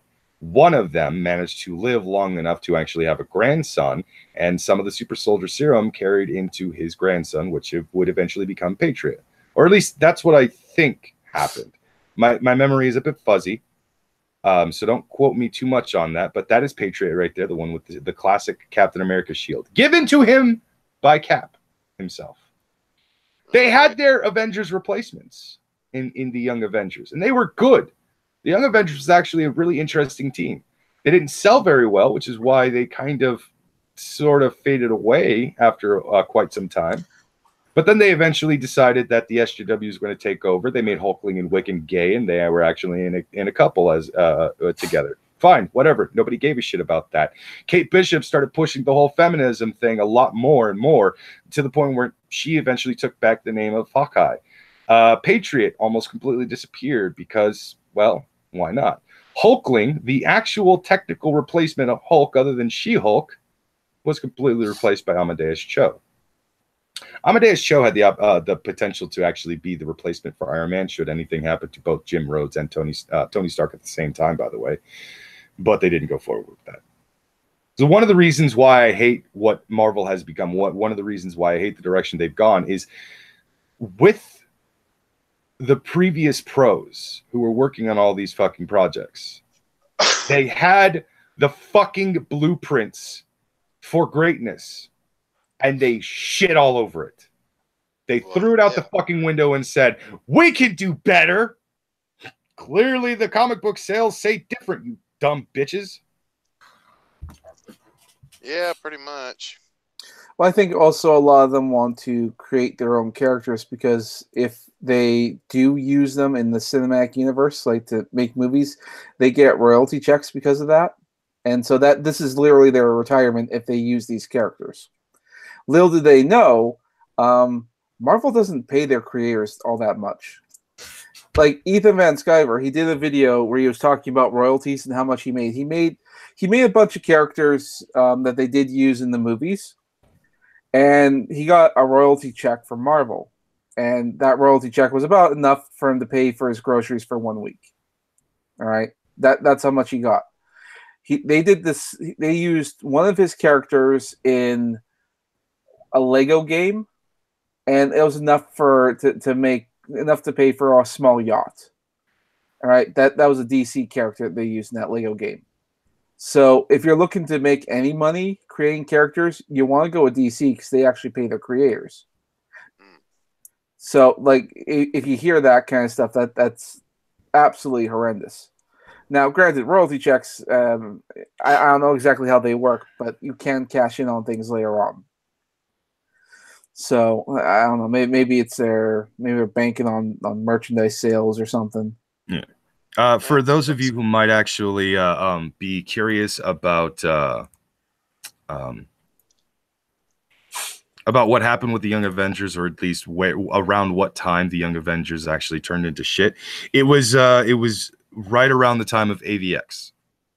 Avengers versus X-Men was one of their big crisis stories that is actually quite fucking annoying when I actually think about it, because that was when things started to go really, really bad. Well, I hate to do it, but I think it's time for me to go to bed just out of the fact that I do have to be up and deliver this crap in the morning. Oh, fair enough. No. So Maybe we you should guys, wind it. well, if you guys have I was going to say, if you guys have another one of these, you don't have to stop on my account. Unless you guys just think it would be a good idea. I don't know. How long have we been going there, Brockus? We have been going for. Let me see here. About an hour. Oh, well, we can go a little bit longer. Talk about. Yeah. Okay. Yeah, no, that's no what problem. I was saying. You guys don't have to quit on my account. That's okay. I've lost track of time. I've been so busy looking up comic pages to keep things relevant. Well, you know what, though? You get to look forward to the next time we do this, and I'm able to be on. I'll probably have a whole bunch of new Transformers shit to show off. So. You probably will, yeah. Well, I got a doctor's appointment on the 13th, so I'll be home on the 12th. And there's stuff sitting waiting for me, so there you go. Cool. All right, later, fellas. Take care. Thanks for coming. Later. Oh, God. Okay. So Joseph Kerwin for $3 on Streamlabs. Like our own Leaf, Ms. Marvel can embiggen herself. Well, she does openly admit that she actually makes her boobs look smaller on purpose. So she does have that embiggen ability, so to speak. I suppose. Yeah, that's an option. Seriously, I've kind of seen what those things are size-wise, and your loot of her is not very far off. She should just sort of just rock the tits, all right? I think she does it on purpose because she doesn't need another reason for women to just fucking despise her. I find I'll call her out on that just because I mean she'll call out other women like when we were talking about the cosplayers and all that. It's like, come on. She'll call out other women. That's not a problem, and that's mainly because they're being fake as fuck about it. She's reducing the actual size of her breasts on a regular basis as often as she can for the purposes of she doesn't need some random bitch walking up to her and shanking her because she's small with huge natural titties. You do realize how much hate that would actually get, right? Probably. I don't know. I'm of the opinion it's not a big deal. Just do it already. Yeah. But yeah, Avengers versus X-Men. Okay. I thought it was an interesting idea. It was a meaningless concept. Sure. Kind of was, actually. But like superheroes fighting with each other is not an unusual thing. I love this panel, by the way. This page. Yeah, it's fantastic. With the landscapes and bring up like this is lovely. Granted, the Namor one is a little less than interesting. Whatever's going on over here, I'm like, this is a story unto itself. But yeah, I mean, it was kind of like the last great crossover, and then after that, things just kept getting stranger and stranger. Yeah, this is the story that began SJW Marvel. This is where it all began, because as you can see from this cover here on with the Rogue versus Ms. Marvel, Carol's still rocking the singlet, the one piece fucking swimsuit thing. Mm-hmm. She's still rocking the sexy Carol Danvers fucking Ms. Marvel costume and everything, and she went by Ms. Marvel still. In the AVX story, towards the end, we got gay Iceman. Ugh. Yeah. Gay Iceman. So stupid. The Miss Marvel versus Rogue story or fight or however it is you want to go with it, I think it's an infinitely interesting idea. And the reasons why I always think that is, of course, the backstory about how Rogue got her powers. Mm-hmm. And it's not the mutant powers, but the other powers. Yeah, the strength, the flight. Like she essentially became Miss Marvel in powers and all that. And I thought that is such a fascinating story. It's a tragic one.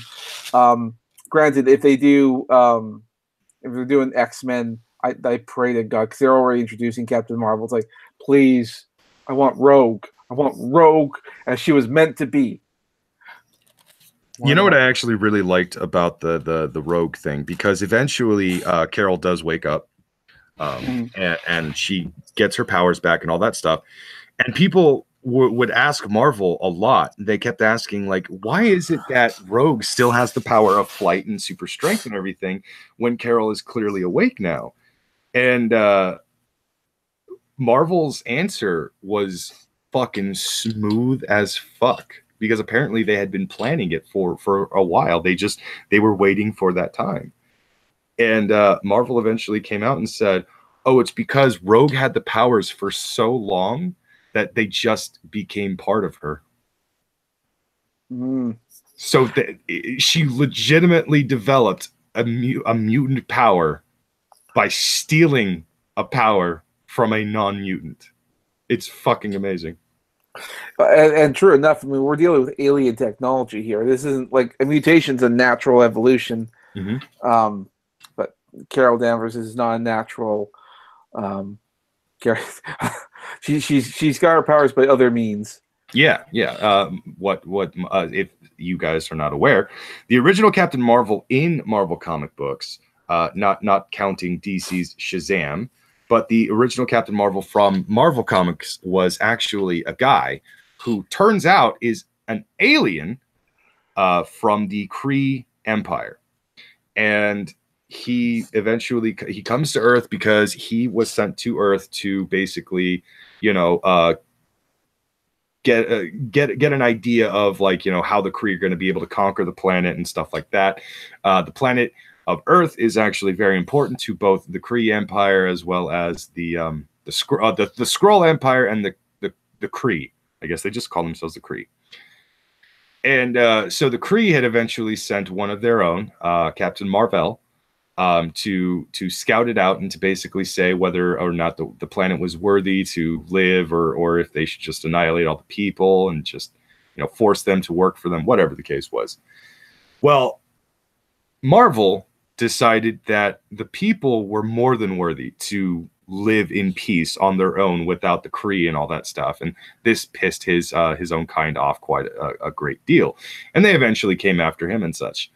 Somewhere in that time frame, however, he met and fell in love with Carol Danvers, disguised as a human, by the way, and in an unfortunate accident, part of his powers got transferred to her.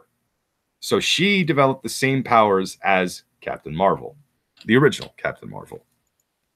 And then, of course, that mantle has been worn by many other characters in the past. The first female Captain Marvel was Monica Rambeau.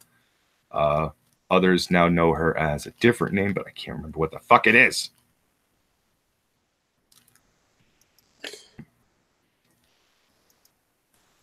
Yeah. But yeah. Oh, not to change the subject too much. I just remembered something I wanted to bring up. We did a stream earlier. Were you listening when I mentioned my Star Wars theory? I don't think I was near my computer. Okay. I had a theory about, because Luke Skywalker is supposed to come back because he signed the contract and he's going to be back. Let me pull up some Star Wars pictures before I get too out of this, so we set up the scene. Let me paint you a picture, children. Gather around the fire. It's story time. There was once a man named Semaj. He was actually a red gorilla. Indeed, indeed. So here's the theory I have. So we know that Luke Skywalker is coming back. We don't know how, and then we're going a small tangent here on Star Wars and getting off Marvel, but that's fine. So he's coming back. He signed the contract. He has to come back. He's obligated to do so. So the question is, how? Is he going to be a Force ghost? Yep. Is he going to be? So here's my theory as to what goes on. He's going to come back, but he's going to come back as a woman. And here's my theory. So Rey has a rather ambiguous past. We don't know who her parents are. We don't know her lineage. We don't know anything. She doesn't, and except for what we got from Kylo Ren. But he could have been lying because I mean he's Kylo Ren. Who gives a fuck? I mean he's a bullshitter. So my theory, and also because Rey is so good with the Force, it's completely unnatural. We know this now. Everything about her and the Force is bullshit. She can't do what she does. There's no way she can do what she does, but somehow she does it. So my original theory is, or the original theory I had, is that she was a super clone. We don't know who the DNA donors were, but she was created in such a way by the Empire or whatever to be a super soldier-ish kind of thing that can use the Force very well. I don't think that she was the only one, but I do think she was the prototype, the starting phase, the original thing that would be the catalyst to start off all the other clones that they had on the ready. They couldn't finish the program, though, because Luke Skywalker, is who I'm assuming it is, could be anyone for all we know, took her away and then dropped her off on Jakku. And so she couldn't, they couldn't use her. They hid her away. But she's the missing piece to finish off the Force army, whatever it is. So there's all these bodies of unused Rey clones all over that they need to finish up, but they're essentially empty husks. Luke Skywalker is going to possess those husks, or one of them. And he's going to come back. He's going to have a body. It's going to be a woman's body. It's going to be Rey's body. One of Rey's clones. My theory is Luke Skywalker comes back. He's going to be a woman. Wow. I don't quite know exactly what drugs you have been taking, Semaj, but I would like some because it sounds like that those drugs would probably take a lot of the shoulder pain away from me. No, dude, you are reaching so goddamn far that I can't even try to back up this theory of yours. It's so over the top convoluted that the Tumblr fan writers would basically look at you and go, wow, that is too much, sir. Well, the reason why I reached this is because we know nothing of Rey's heritage, because there probably isn't one. We don't know why she can use the Force so well, because no one should be able to. Even Luke's like, yeah, no one should be able to have this much power. She's unnatural. She's unholy. It's not supposed to be there. That's not entirely true. Well, it might not be entirely true, but it's also not without some merit, because there's no... They haven't planted any seeds to say that that's not what it is. Okay. So we're here. Like, it's a theory, but from what I can go, honestly, this is the only thing I could... Yeah. I understand it's a theory. I understand that this is just what's mulling around in your head. But I'm sorry, Semaj. I'm gonna have to step on your dream a bit here. Luke Skywalker in Episode 8 points out that I felt raw power like this before. It didn't scare me then. It does now. There are 3 incredibly powerful characters in the Star Wars lore based on the movies alone: Darth Vader, Emperor Palpatine, and Kylo Ren. Darth Vader and Kylo Ren are part of the same bloodline. They were made from the Force, as it is shown in Episode 1, 2, and 3, where they basically keep hinting at the whole he was the chosen one, Anakin Skywalker.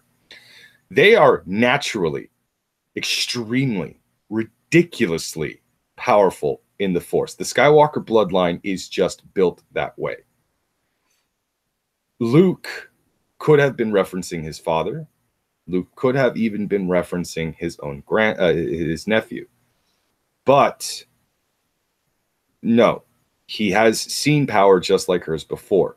She is not this ridiculously powerful. Even then, Emperor Palpatine is ridiculously powerful to the point where it's like, how'd this motherfucker even die? That doesn't really make a whole lot of sense. Like, how did Vader actually kill him? All he did was pick him up and throw him off a fucking bridge. Like, you would think Palpatine would have crushed his body before that. But, whatever. On top of that, there's Snoke. And Luke is somehow familiar with Snoke. And Snoke has no actual backstory that we can pinpoint to say that he is a former Jedi or a former Sith. That maybe he had no actual affiliation to either side of the Force, but would consistently use the dark side of the Force because it's quicker, easier, more seductive. And Snoke is ridiculously powerful. So that's 4 people Luke is familiar with that are on the same scale as Rey. Same scale. Well, yeah, I mean, it could be on the same scale. I'm not entirely certain on that. I think, though, because Snoke is the other mystery in all this, like, who is he, where did he come from, that kind of stuff. I don't think, if he's as powerful as some of us tend to think that he is, I don't think he would have been in the shadows. I don't think he has the means to do so. He strikes me as the kind of guy who wouldn't have this big master plan of thinking things through and all that kind of stuff. My thinking on Snoke is that he is one of the guys who architected the cloning of Rey and of other Force powers to create the super soldier things, and probably altered himself to get so. I think he artificially controls the Force, and that's why he's as powerful as he is. I don't think he actually developed it naturally. I don't think he was born with the ability to be Force sensitive. I think he enhanced himself, and I think that's part of the reason why he looks as twisted as he does. And also because I think a big master plan came up to stop him and what he was doing. And when Luke says, "I felt this before," and all that kind of stuff, I think he was implementing or attempted to stop the whatever Snoke was doing, which I think was finding Force users and making a super soldier. I mean, you could say that I'm reaching on this stuff, but it is fairly open ended, and I don't have a reason to think that there's like some grand Force users or anything like that. Now, granted, maybe I'm giving the writers more credit than they deserve.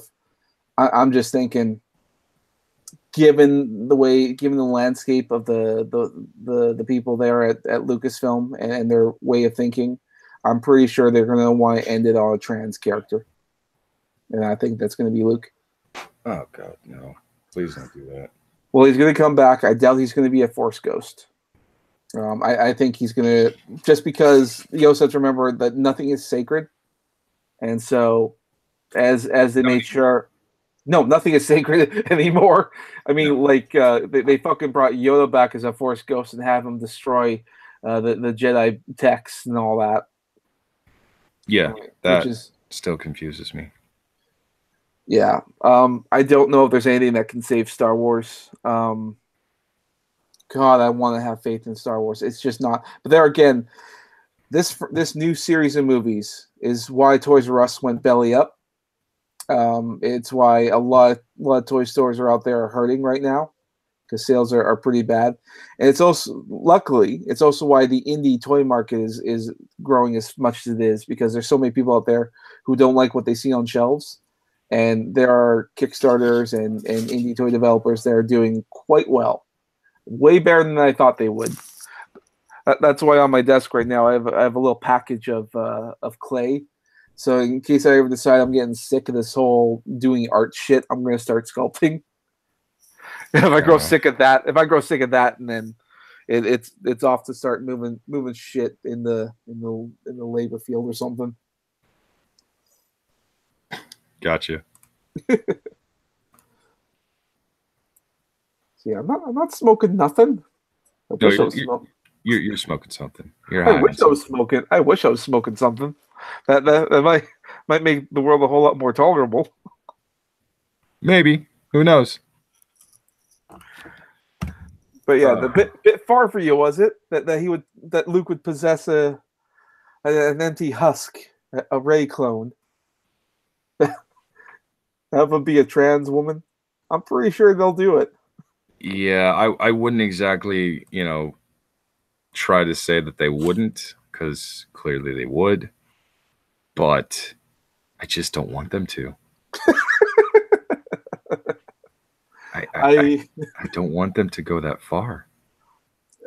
I would say, like, someone would say, like, Semaj, don't give them ideas. They've already finished the script. I'm pretty sure they've already started filming. Yeah. I like to hope that they smartened up and they're going to listen to the fans. My theory, if that's true, because they've lost a lot of money on these Star Wars movies, and I mean a lot. No one's happy at Disney, Marvel, or Lucasfilms. Things are not looking good. Oh no, they're not. And if these Star Wars movies continue to fail, and if the Marvel movies start to fail, boy, and they just spent a lot of money on Fox. This is boy, look, it's not looking good. We'll see. I don't know. But on the plus side, though, if things do start to go belly up in the Marvel department, from what I can gather, I'm pretty sure the DC movies are going to get a lot better. Oh, I doubt that. I don't trust DC or Warner Brothers when it comes to those properties anymore. And rightfully so. I mean, after the way things have been going so far, I'm pretty sure that the DC movies are. I'm thinking they're going to get better because they've already been a reckoning, if you will. A lot of people got fired. A lot of things got done. A lot of shakeups are happening right now at Warner Brothers. I think that they listened up, and I don't know what's going to change. I don't know how things are going to play out, but I'm thinking we're going to see a lot better DC movies because they have to. Otherwise, I mean, we won't see any more DC movies. But they look at Marvel and look at all the money they're making. They'd be fools if they didn't at least try.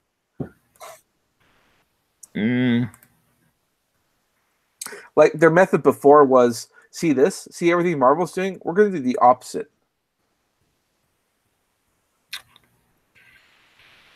Yeah, I can't exactly say you're wrong. Pretty sure you're pretty. I think you're fairly accurate in that assessment, but I wouldn't go that far.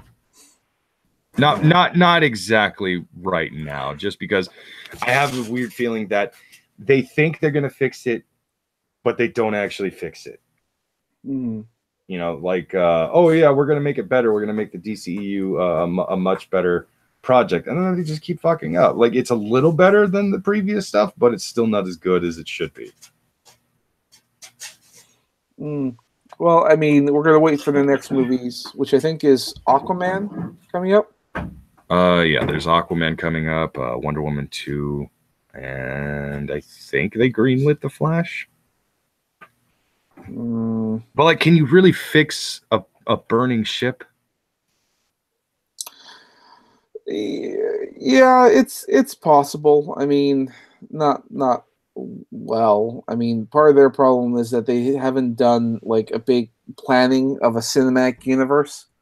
They've just sort of like rapid fire movies and see what works, and let's go immediately to a Justice League. And that was a bonfire. That was way too quick. Yeah. You have to build this stuff up. Yeah, at this point, I don't think anybody really knows what the fuck they're doing when it comes to those movies. That is very, very, very likely. I would like to see a new Superman movie. Like a lot of people shit on Justice League, and rightfully so. But some of the things that I did enjoy about it were more so towards the end, like the final fight and everything. That was pretty much the moment when Josh Whedon took charge. And then I know Megan has said he doesn't like Josh Whedon. He's an iffy kind of guy for me. I don't hate him. I don't love entirely, but I do think he has a better grasp on these superhero movies than most people in Hollywood. And I say that because, like, you look at something like The Avengers, like his first superhero movie, which was a phenomenal hit, and it wasn't just because it was The Avengers. I mean, he knew what he was working with. It was a team movie. It was these are people who can do amazing things, and so he played a lot of it like a comedy. and rightfully so. You have people running around in fucking spandex. I mean, it's a comedy in a lot of ways. It's not you shouldn't take it 100% seriously. And that's when he took over the last end of Justice League. He added some levity to the whole thing. Like there was that scene where Aquaman was, like they were all getting ready for the big battle, and Aquaman was pouring his heart out, and they realized he was sitting on the lasso of truth. I mean, like that was a pretty funny moment. Like I gotta give that credit. Like, and the other thing with Josh Whedon, out of most of the stuff that he does, because he has to turn the scripts in because he writes them a lot of the times. What always gets approved are his jokes, and because I think that was no different in Justice League. Even the scene where, trying to remember, gotta stop every now and then to remember what Justice League was all about. I should have gotten a copy of the movie. I never even picked it up. One of my favorite scenes, and I'm pretty sure it was a Josh Whedon moment, is with when Batman was having a talk with the Flash, because the Flash has never actually saved anyone, and Batman says to him, "Just save one person," and Flash goes, "Then what?" Batman says, "You'll know then." And sure as shit, as soon as the Flash saves one person, he realizes what he has to do. He has to go back and save more. And it clicks in him what he's there to do. That whole scene for me was like, that's fucking brilliant. I don't know who wrote that. I'm assuming it's the Josh Whedon part. Possibly. Well, because it was also it wasn't as dark. Because what was the name of the other director? I'm forgetting his name.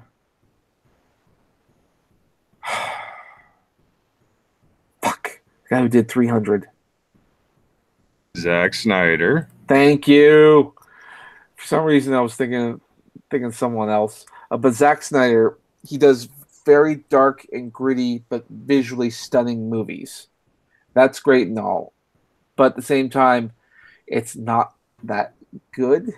Like Batman v Superman, it was dark. It was visually stunning. It was an interesting-ish kind of a movie, but it was very light on story. It was complete crap. It was complete crap. Had someone else wrote the script, and maybe even done maybe even participate in something else, like in some of the directing parts, I think the movie would have done a lot better. Because the thing with Zack Snyder is that he's all about the visuals, and that's great and all, but movies are not completely visual. He seems to me like he's the type of guy who should be a director of photography more so than a full-on director. Like someone who plans out the shots and then make sure everything looks good in a certain way and all that. That's the job of a director of photography. He's good at that. Like he did. Why am I so bad with names today? One of his movies was that one with the girls, Sucker Punch. Sucker Punch. I know. See, Sucker Punch visually, you could watch that movie over and over again and look at the visuals. It's really good. But it sucked. It's a terrible movie. It's a terrible movie because Zack Snyder is not a writer. He's not that kind of a guy. He's a director of photography. All right? That's his job, and that's what he should be doing. But instead, they give him the green light to direct these movies because he's had a few successes, like he did with Watchmen. Watchmen was a pretty big success movie, but it wasn't. It wasn't all that. What? It wasn't a good movie. No. Yeah, the movie sucked. It was a little weird, but then again, it's also based on Alan Moore's writing, and Alan Moore as well. He's a character unto himself. I like Alan Moore, but not everything he does. A lot of what he does is not what I want. It's fucking terrible. Yeah. But I mean, like his dark and gritty look, which is a Zack Snyder look, worked perfectly well for things like 300. 300 was pretty well done. But then again, look at the type of movie that is. Look at the source material. Of course it looks good like that. That's the movie it's supposed to be. The Justice League is a superhero movie. It's a movie that's supposed to be, you know, it's hope and life and all that kind of stuff. It's something that's supposed to make you feel good when they save the day. That's not what we got. It's stupid. But it wasn't. It didn't do what it was supposed to do because he forgot what it was supposed to be a superhero movie. This isn't 300. This isn't Alan Moore stuff. This isn't like maybe a Warren Ellis story. Like maybe if he was directing a Moon Knight movie, that might work. Because Moon Knight's a fairly graphic kind of guy. All right, so I'm gonna check out the chat real quick and see what's going on here. Ryan Johnson trolled us good. Yes, Joseph, he definitely fucking trolled the shit out of us because that piece of shit gave us the impression based off of, you know, the good movie that he actually gave us not too long ago that we were gonna get a good movie, and the son of a bitch fucking lied. Let's see, Lionel Valentine. Like I said, I agree. And you're right. I just see what could foster trust from the fans again by ditching the new shit entirely and returning from form while gutting through the financial consequences. George Lucas designed the film's script and cinematography almost like a puzzle box. There's a reason both his trilogies pair well despite their faults. Even the Old Republic games address the construct. That's actually kind of an interesting point that Lionel brings up. One of the things that I have noticed when it comes to episodes 7 and 8 and all that stuff, say what you will about George Lucas and how terrible the prequels were, at least they connect with each other. Poorly, but they still do connect with each other. The main points between episodes 1, 2, 3, 4, 5, and 6 are there. You get the references from episodes 4, 5, and 6. You know what is going on. You know what these different moments are, and so on and so forth. You got the Clone Wars. You get the whole he was the best star pilot in the galaxy. You get a lot of things that they had already set up with episodes 4, 5, and 6 in episode 1, 2, and 3. Now, there's a lot of fucking problems that it has, a lot of stuff that was canon in episodes 4, 5, and 6 that makes you wonder how rebellious is a 2-year-old, really? Because, like, Yoda trained the younglings. This is established in episode 2. He's training the younglings. And in episode 5, Obi-Wan turns to Yoda when Luke is kind of being a little shit. And he tells Yoda, "Was I any different when you trained me? You were 5. How rebellious can a 5-year-old be?" Very, yes, I have nieces and nephews, but what the fuck? Not that rebellious. Not I'm going to go and fucking kill my father rebellious. There are levels here. There are levels. So when we get episode 1, we find out that Obi-Wan's actually trained by Qui-Gon Jinn, and it's just like, hold the fuck up. What happened? So there's a lot of moments, there's a lot of problems with episodes 1, 2, and 3 like that, where it doesn't fully add up. But got to give George Lucas enough credit where it is actually due. The motherfucker gave us 3 goddamn Star Wars movies. He didn't give us bullshit with the Star Wars logo and claim this is totally Star Wars. No, he gave us 3 Star Wars movies. Bad Star Wars movies, but they were 3 Star Wars movies. I've grown a new appreciation for the shitfest that is the prequels because of the shitfest that is the continuation. Everyone likes the prequels a lot more now. Yeah. A lot of people shit on them. They're loving it a lot more now. So we got another $3 from Joseph Kerwin for Streamlabs. Poe lost his balls. Finn forgot he's a stormtrooper. Rey forgot Rey forgot to have character traits. Snoke sat on a lightsaber. No amount of manatee milk will bring Luke back to life. Find new fantasies. This one is dead. Sadly, Joseph, you hit it right on the fucking head. He's not wrong. That is actually true. This Star Wars is dead. It's Star Trek is slowly going the way of Star Wars, but Star Wars is officially dead. In my eyes, as such a huge Star Wars fan as I am, I lost interest in Star Wars, and that's saying something. Episode 8 broke me. I didn't even bother trying to see Han Solo in theater, or Solo, a Star Wars film. I didn't even bother trying to see it. I'm not going to bother trying to see the other movies. I'm broken. Episode 8 broke me. I finally had enough. I've had enough of the fucking mistreatment. I've had enough of basically being told that I'm wrong for having the thoughts that I have, having the feelings that I have when it comes to Star Wars. I'm sick and tired of it. I'm tired of me being a fan of something only to be shit on by that same thing later on. It's heartbreaking. My whole life has been based around the things that I enjoy. I'm not going to go into my sad past, but Star Wars, Marvel Comics, and a lot of other stuff have always been extremely important to me for very specific reasons. And now all of these damn things are turning on me. They're telling me I'm wrong. They're telling me I'm a piece of shit. I'm a misogynist. I'm a rapist. I'm a fucking racist.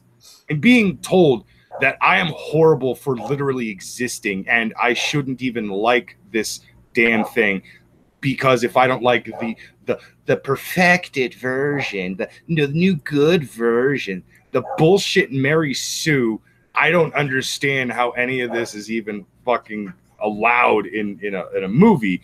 All of this crap. It's now attacking me, and I'm just like, you know what? I'm fucking done. This fantasy is dead. Star Wars is dead to me. And now the only thing I can honestly say that I still enjoy Star Wars wise is the expanded universe, the original trilogy. And that's as far as I go.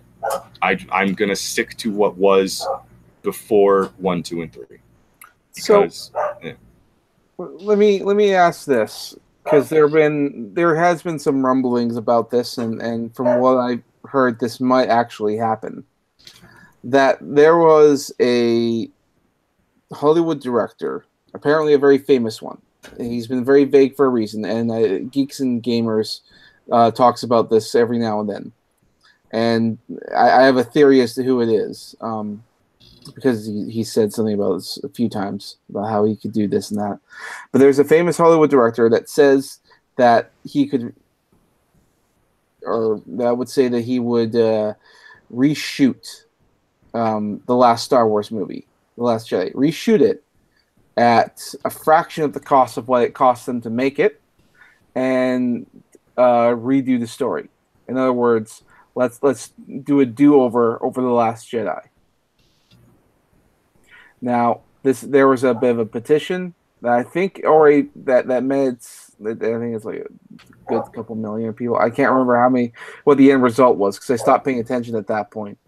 But I know that it was gaining traction, and quite a bit.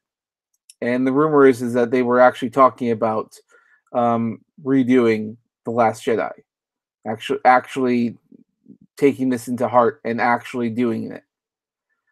What would you say if that did happen? If they shot the whole movie again and changed the story up, fixed all the problems, and said we're just not going to talk about that? I was trying to be nice because the neighbor's dog is it's doing its thing again, where it's just deciding to bark. Uh-huh. At nothing. At fucking nothing. But Semaj, at this point, Star Wars has broken my heart so goddamn much that I couldn't even get excited for something like that. I would need hard proof that it was fixed. I would need to see some kind of super advanced screening of this movie to revise my faith in the franchise. Well, Because otherwise, I still have to deal with Solo, and I still have to deal with Rogue One, and then I have to still deal with, you know, what Episode 7 eventually gave us in Episode 8. It's just a bunch of horror. It's a bunch of bad. Everything is wrong. well, I say this because, as far as I can tell, they've never redone a movie before like this, like as frequently or as fast as the movie just came out. I'm just saying, if they did do it, it would be it would set a precedent that they do listen to the fans, and that, you know, the voices have been heard, and that they will make an effort to, you know, change themselves. I think that might be the only way it could work. But it seems like what they're going for is they're going to complete the trilogy they have now, and maybe if things did work out, if they did arrange a deal, maybe they can do this. You're actually wrong to a certain degree in what you said. There actually is a few examples out there, a few movies that were remade very quickly because of how piss poor that the movie had done. But the best examples are usually because they actually had a fuckload of footage that they could alter the movie enough to where it was a legit different movie. Some people might have actually thought, well, what about Halloween movie? It was the same movie. It's just that there were some tweaks here and there throughout the movie because they were filming two stories at once. There's John Carpenter's Halloween, and then there's Halloween. I think the most famous example was actually Evil Dead. Because you had Evil Dead and then Evil Dead 2, which are essentially the same movies. However, Evil Dead 2 is more like a remake. It's like it's the same concept, but with different actors. Yeah. With the exception of Ash. Sam Raimi kind of rebooted the almost everything from the Evil Dead with the Evil Dead 2. Again, hard for me to actually admit how much I just never appreciated that movie. I've always hated schlock for the longest fucking time, and that was because I hated the fact that there were these movies that were trying to be taken seriously, but they were so fucking terrible. And then I forgot one extremely important detail that The Broom taught me many years ago. Don't take it seriously in the slightest, and don't try to see it as a legit movie. See it as a comedy gone horribly right. Okay. Think about it. Well, I suppose so. I will say though, I fucking love the Evil Dead movies. It's I didn't see them until like my 20s, when it was actually on TV, like the Army of Darkness. Oh man, I remember watching it and thinking, "What the fuck am I watching?" But I loved every moment of it. And I have to see the other ones. Oh, that's an interesting concept. Joseph Kerwin actually brings up something. He says, "Oh my God, what if Episode 9 was actually secretly Episode 8 remake?" Here's a funny, fun little tidbit.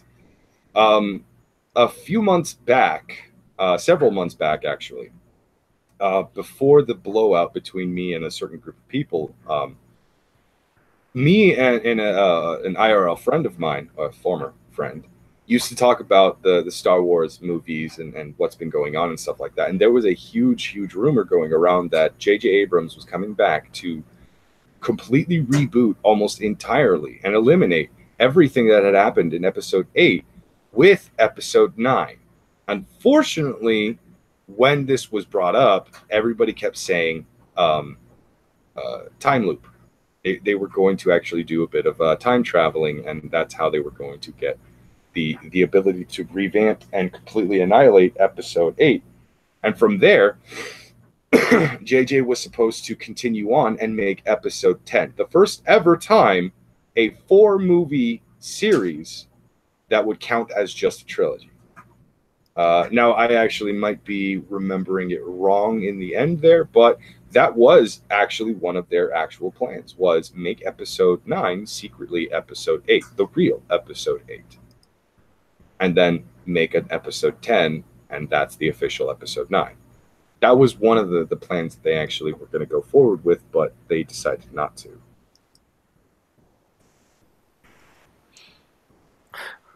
I feel an overwhelming urge to watch the Family Guy Star Wars specials. Because they are superior? I think so. Also, it might be a parody. It might be a comedy, but you can tell it was done with love. Oh, yeah. Yeah. You I can think tell my there's favorite... No, Semaj, you knew what you were getting yourself into, not just because we had all seen the first one, the first Star Wars special that Family Guy did, but in the beginning, in the opening credits of the second Star Wars special that Family Guy did, a CGI animated fucking purple elephant danced across the screen as the crawl was going. And then the crawl continued after the fucking purple elephant disappeared and said, "You see? Look at that elephant. There was no reason to put it in it, but it cost $10,000. And I was just laughing my fucking ass off because it's like, wow, Seth is really going to great lengths to make me fucking laugh, and I appreciate you, sir. Honestly, maybe they should just hand the reins over of Star Wars over to Seth MacFarlane. Look at what the guy's been doing with the Orville. He knows how this shit runs. He grew up with it. He's probably the only guy out there who knows what needs to be done. Yeah, it was really weird when everybody was like, the Orville we thought was going to be just a pure comedy laugh riot. And then we got a better Star Trek remake or continuation than STD. Oh my god! What the fuck? Like, when Star Trek fans, diehard Star Trek fans, are sitting there and saying the Orville is more like Star Trek than Star Trek right now, you done fucked up. Yeah, you messed up hard. This show, I need to get back into watching it, but it's so good. What, the Orville? Yeah, the Orville. Yeah, very much like you said, it's very much a Star Trek show in every which way. And yeah, it was tagged as a comedy. And yeah, you could say it's a comedy, but you could be forgiven for thinking that it's a totally serious show. Yeah. Because a lot of the things that they do is really good, and they put in a fair bit of a budget in the alien effects and in the sci-fi effects and everything. They have some faith in this show, and they changed the time slot of when the show would air from what was it? I think it was on Tuesdays, and then they switched it to Thursdays, and Thursdays don't do very well, and I think it was at like a later time or something. Mm-hmm. And I think that's because they wanted the show to end, because it was a pricey show to make. They made one season. They knew the fans love it, but they didn't want it. I don't think Fox wanted to maintain paying for it, because it would have been pricier as seasons developed. But the fans kept coming, and then they kept watching. And it's like, move it to whatever day of the week you want. We're still going to watch this show. Yeah. That's the power of the age we live in now. When they wanted to kill Star Trek, they were able to kill Star Trek fairly quickly after season 1. Nobody was really watching season 1 to begin with, which is why Star Trek season 2 never actually came for a few years. But they did Star Trek season 1, and they had it during a time slot that did not do well for its ratings. And so there weren't a lot of people really watching it. Eventually, the NBC or CBS, whatever fucking goddamn broadcasting channel actually made it, they eventually canceled the show, and all the actors went off and did their own thing. Well, I think it was about 2 years later, there were so many letters of fans of Star Trek writing and saying, "We love this show. Please bring it back. Please bring Star Trek back." That eventually the broadcasting company decided to bring Star Trek back, and it continued on for many, many seasons from there. Sprouted many shows to eventually come: Star Trek: The Next Generation, Star Trek Voyager. There's a bunch of different fucking Star Treks out there. Mm. In today's age, if people really love a show, there's no stopping them from watching it. Yeah, it'll come back. I also want to point out the other thing I loved about the Orville is one of the features when I saw behind the scenes making of the ship is actually they actually have a model that with lights on and everything that they fly around on a green screen. Mhm. And they haven't done that for a long time because it's almost always been 100% CG. They only use CG for complex shots, but for the most part, it's all just a puppet that they would just sort of fly around on a stick. And I think to myself, like that's a attention to detail that's been sorely missed in a lot of our modern day sci-fi. We've taken advantage of CG stuff, and we've forgotten how great things can look just by, just by classical means. Yeah. You know what I actually I found fucking hilarious when I started watching all of these YouTubers, when I really got heavy into YouTube a few years back. I was still of the mind thinking that Star Wars had a much bigger fan base and they were everywhere. And I wasn't necessarily completely disappointed.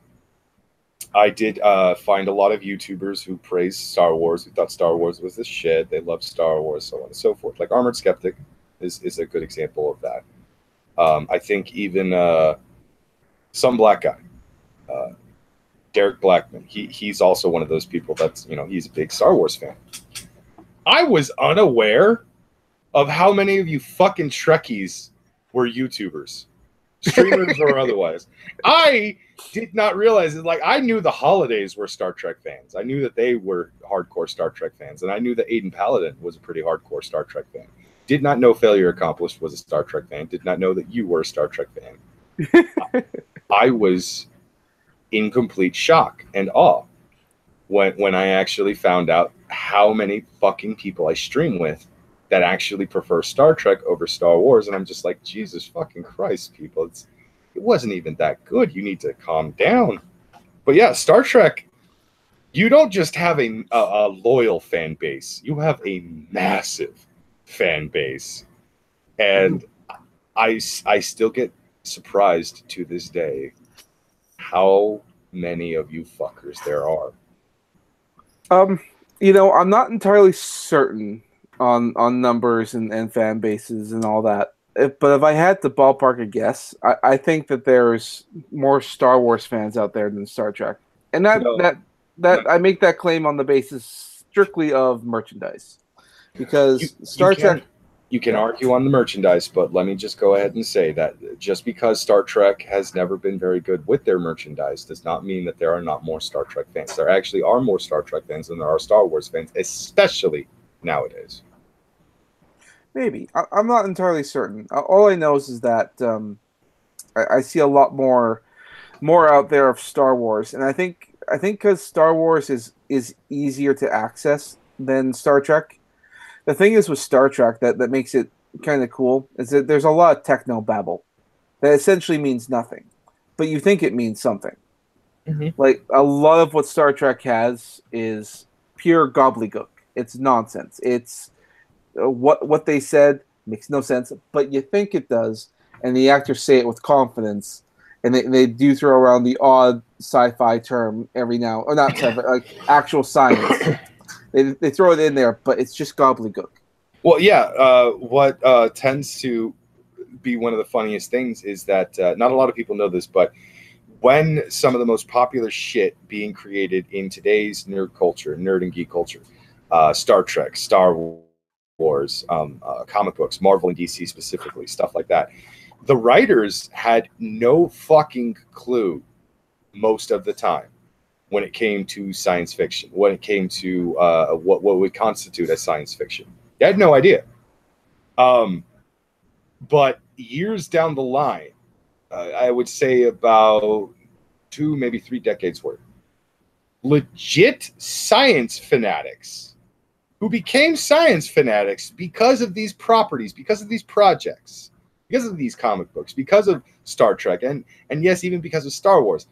These science nuts came in and started writing shit for the shows. So that's why the science started getting more realistic in all of these fields, because actual science nerds inspired by these very fucking properties eventually joined the goddamn family and started becoming writers for this shit. Yeah, that I don't know why I'm surprised. That happens all the time. It does. It really does. I know that I hate bringing it up because I kind of hate the show. The Big Bang Theory is another example of this. Because with the Big Bang Theory, they do bring in people to be like writers and all that kind of stuff to talk about the science. And then they say, hey, do you want to be in an episode?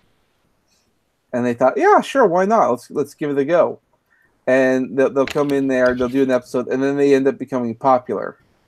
Like a lot of, fuck, what are they called? Like the actual, like the girlfriends that they bring in, the girlfriend of, I'm trying to remember the character. Do you watch The Big Bang Theory? I don't remember. I have actually watched The Big Bang Theory. I used to love that show, and then it turned to crap. Yeah, well, a lot of the women they would bring in there later on, who would be like Sheldon's girlfriend. I know she's an actual. She's not. I don't know if she's an expert, but she is in the field of was it biology? Yeah, she actually is a neuroscientist. Exactly. She is her literal field of career. She was a neuroscientist way before she joined the fray on Big Bang Theory. After she retired from acting, she went straight to academics, and they made her character a neuroscientist, and everything she says about neuroscience is actually 100% something she does know about. Right. And you know what's a little bit sad about this? So they end up on this show, and they're just supposed to, be there for like 1 or 2 episodes, and then they end up liking it, and they end up staying. And then they find out that, oh, we make a lot more money as actors than we do in our chosen profession. It's like, why did I waste my years studying this when you could have just been an actor? And I hear that kind of thing, and I go, oh, fuck. And now they're making millions upon millions of dollars per episode. Well, actually, okay, here's another funny thing. The actress who plays Amy, Sheldon's girlfriend or fiance or wife, whatever the hell they are now, is referenced in the first season of Big Bang Theory. They bring her up and they say, I heard the girl who plays who was Blossom became an actual neuroscientist. They make that reference only to seasons later get that very person, that very actress, to come back into acting and be a neuroscientist on a show. I thought that was kind of funny and very amusing, but at the end of the day, the show is so fucking disappointing. Yeah, but it does well enough, and it's a sitcom. It's the kind of thing that let's be honest here, the normies they get to enjoy it and watch it. Yeah. I admit I actually for a very long time was a huge Big Bang Theory fan. Even though people have pointed out, if you just take the laugh track out, it's a sad show where a bunch of people are making fun of their friend. Here's the thing. I still thought it was fucking hilarious. I still enjoyed the show. as cringeworthy as it is, as terrible as it is, I still thought that the fucking show was actually good. The problem is that the longer the show kept running, the worse it got season by season. Eventually, we got tired of fucking seeing the same damn stories happening all over and over again. It was like, how many episodes or how many times can we truly show Penny being the one who doesn't actually know anything about science but still tries to pretend that she might know some things about science?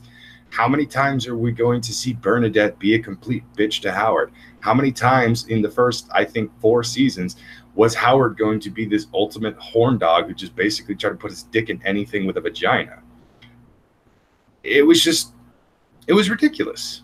Even when they started changing things about characters, like Raj actually was able to start speaking to women without the need of alcohol, because somehow he was able to, in his own extreme sadness, able to break his selective mutism. It just snapped in his brain, and he was finally capable of talking to women without needing alcohol.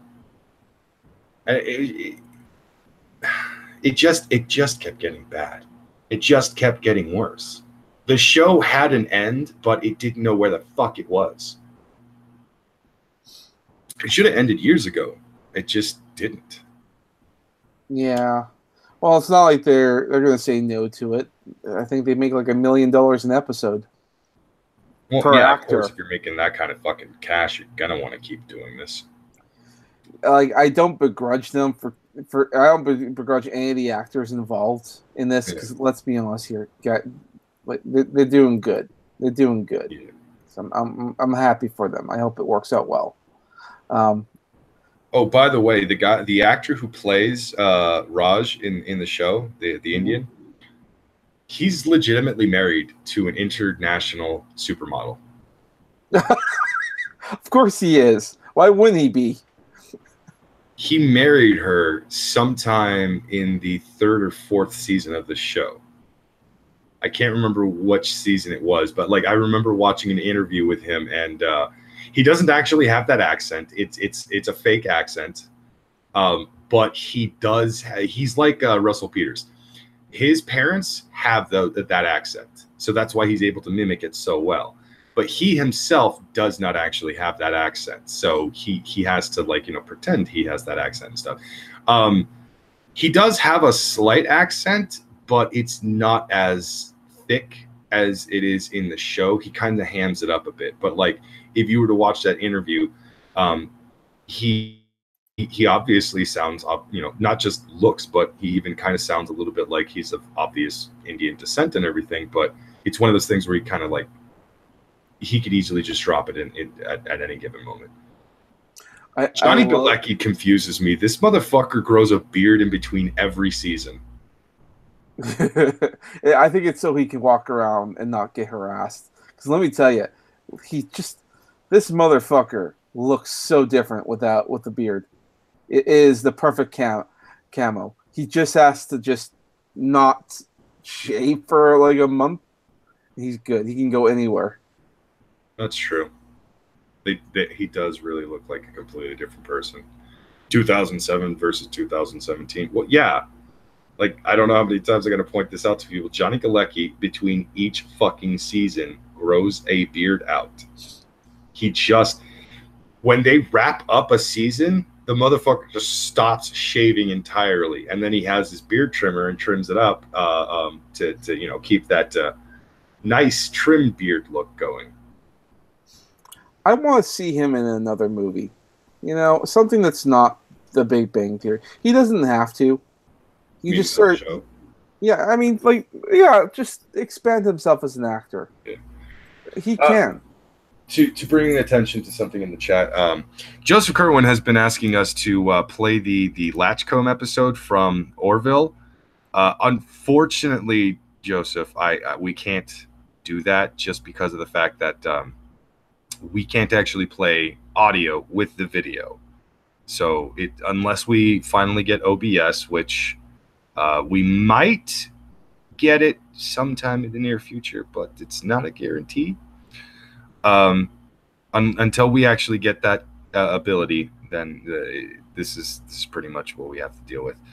But real quick as well, Cult of Krill for $5. Nerds. Yes.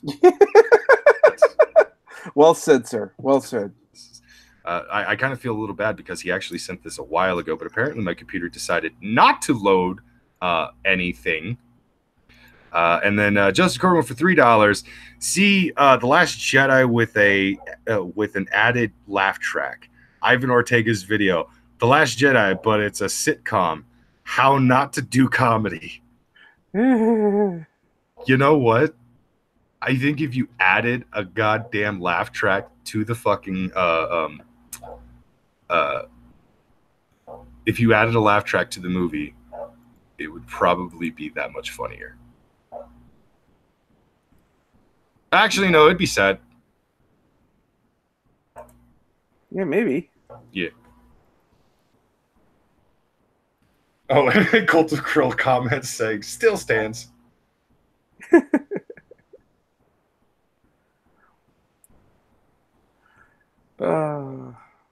Yeah, we are definitely fucking nerds. Yeah. If we lived in a like the same apartment building or whatever, we would be the real Big Bang Theory. Oh God. Okay. Now see here, this is one of those ideas that comes to head that makes me see that's his wife, fucking international supermodel. Really? Yeah. I could. He shamelessly pointed out that he is married to one of the hottest women on the planet, and that she clearly makes twice as much money as he does. And he doesn't care because whenever he's not filming, whenever he's actually like, just it's in between seasons and stuff like that, and he doesn't have to go and do like another movie or a cameo or whatever, he gets to stay at home, wait for his wife to come home from a photo shoot, and do fucking nothing because her paycheck alone was enough to actually like allow him to not do shit all day. Yeah, I guess they get to live a fairly carefree life. Oh yeah. An actor married to a supermodel successfully, and when I say successfully, I mean it's still going on to this day. Like they're still fucking married. That speaks volumes. She isn't that hot. Well, I'm not saying that she's one of the hottest women on the planet. She's an international supermodel, bro. Pinoid is saying she's not that hot. First of all, I can't even take your goddamn opinion into consideration in this because, Tom, tell me what you won't stick your dick in, and then we'll go from there. You have no standards with the women you want to fuck. You've even admitted on air that you would fuck a dog, you sick bastard. Now, I can't remember the character's name in The Big Bang Theory, the blonde one with the nasally kind of voice. Bernadette is the character name. I can never remember the actress's name. That's okay. Bernadette.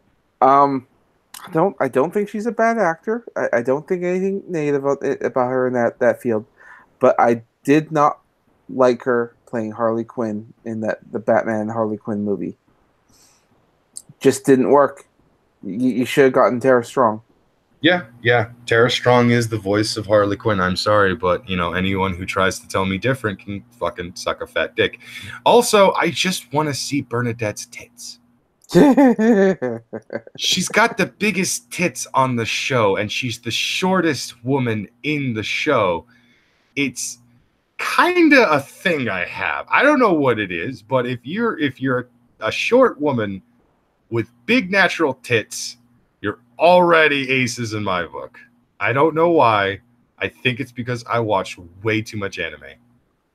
Maybe. I don't know. What cup size is the dog? We don't ask those questions here. What cup size is the dog? Oh my God. I don't think we want that answered. We need to just stop. I think that's just another way of saying like calling her a bitch or something. I don't know. I don't know either. I want that ugly nerd chick to make a porno. Which one?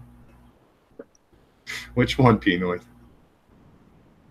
There's several ugly nerd chicks in that show. Oh man,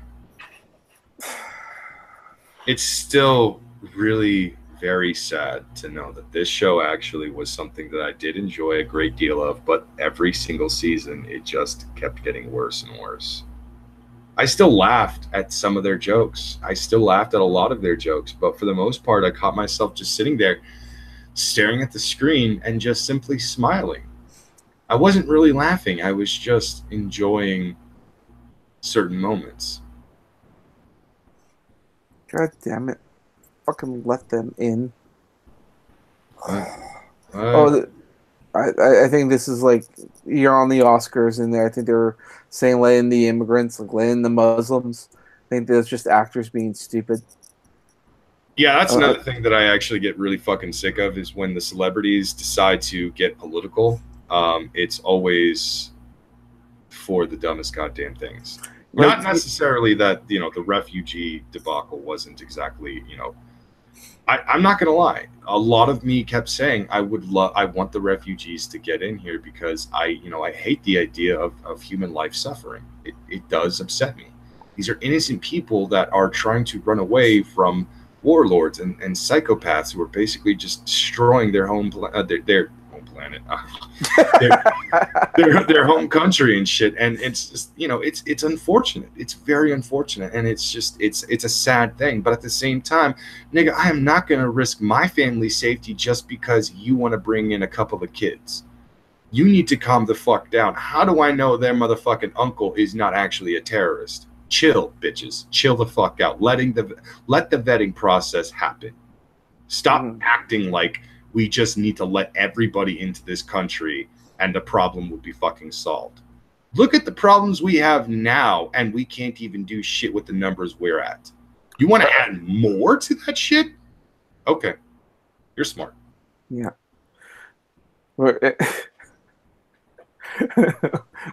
Maybe we shouldn't be talking about immigration on a nerd stream unless we're talking about the refugees from Wakanda or something like that. The refugees from Wakanda do not actually need our help. They have their own embassies in New York and Los Angeles.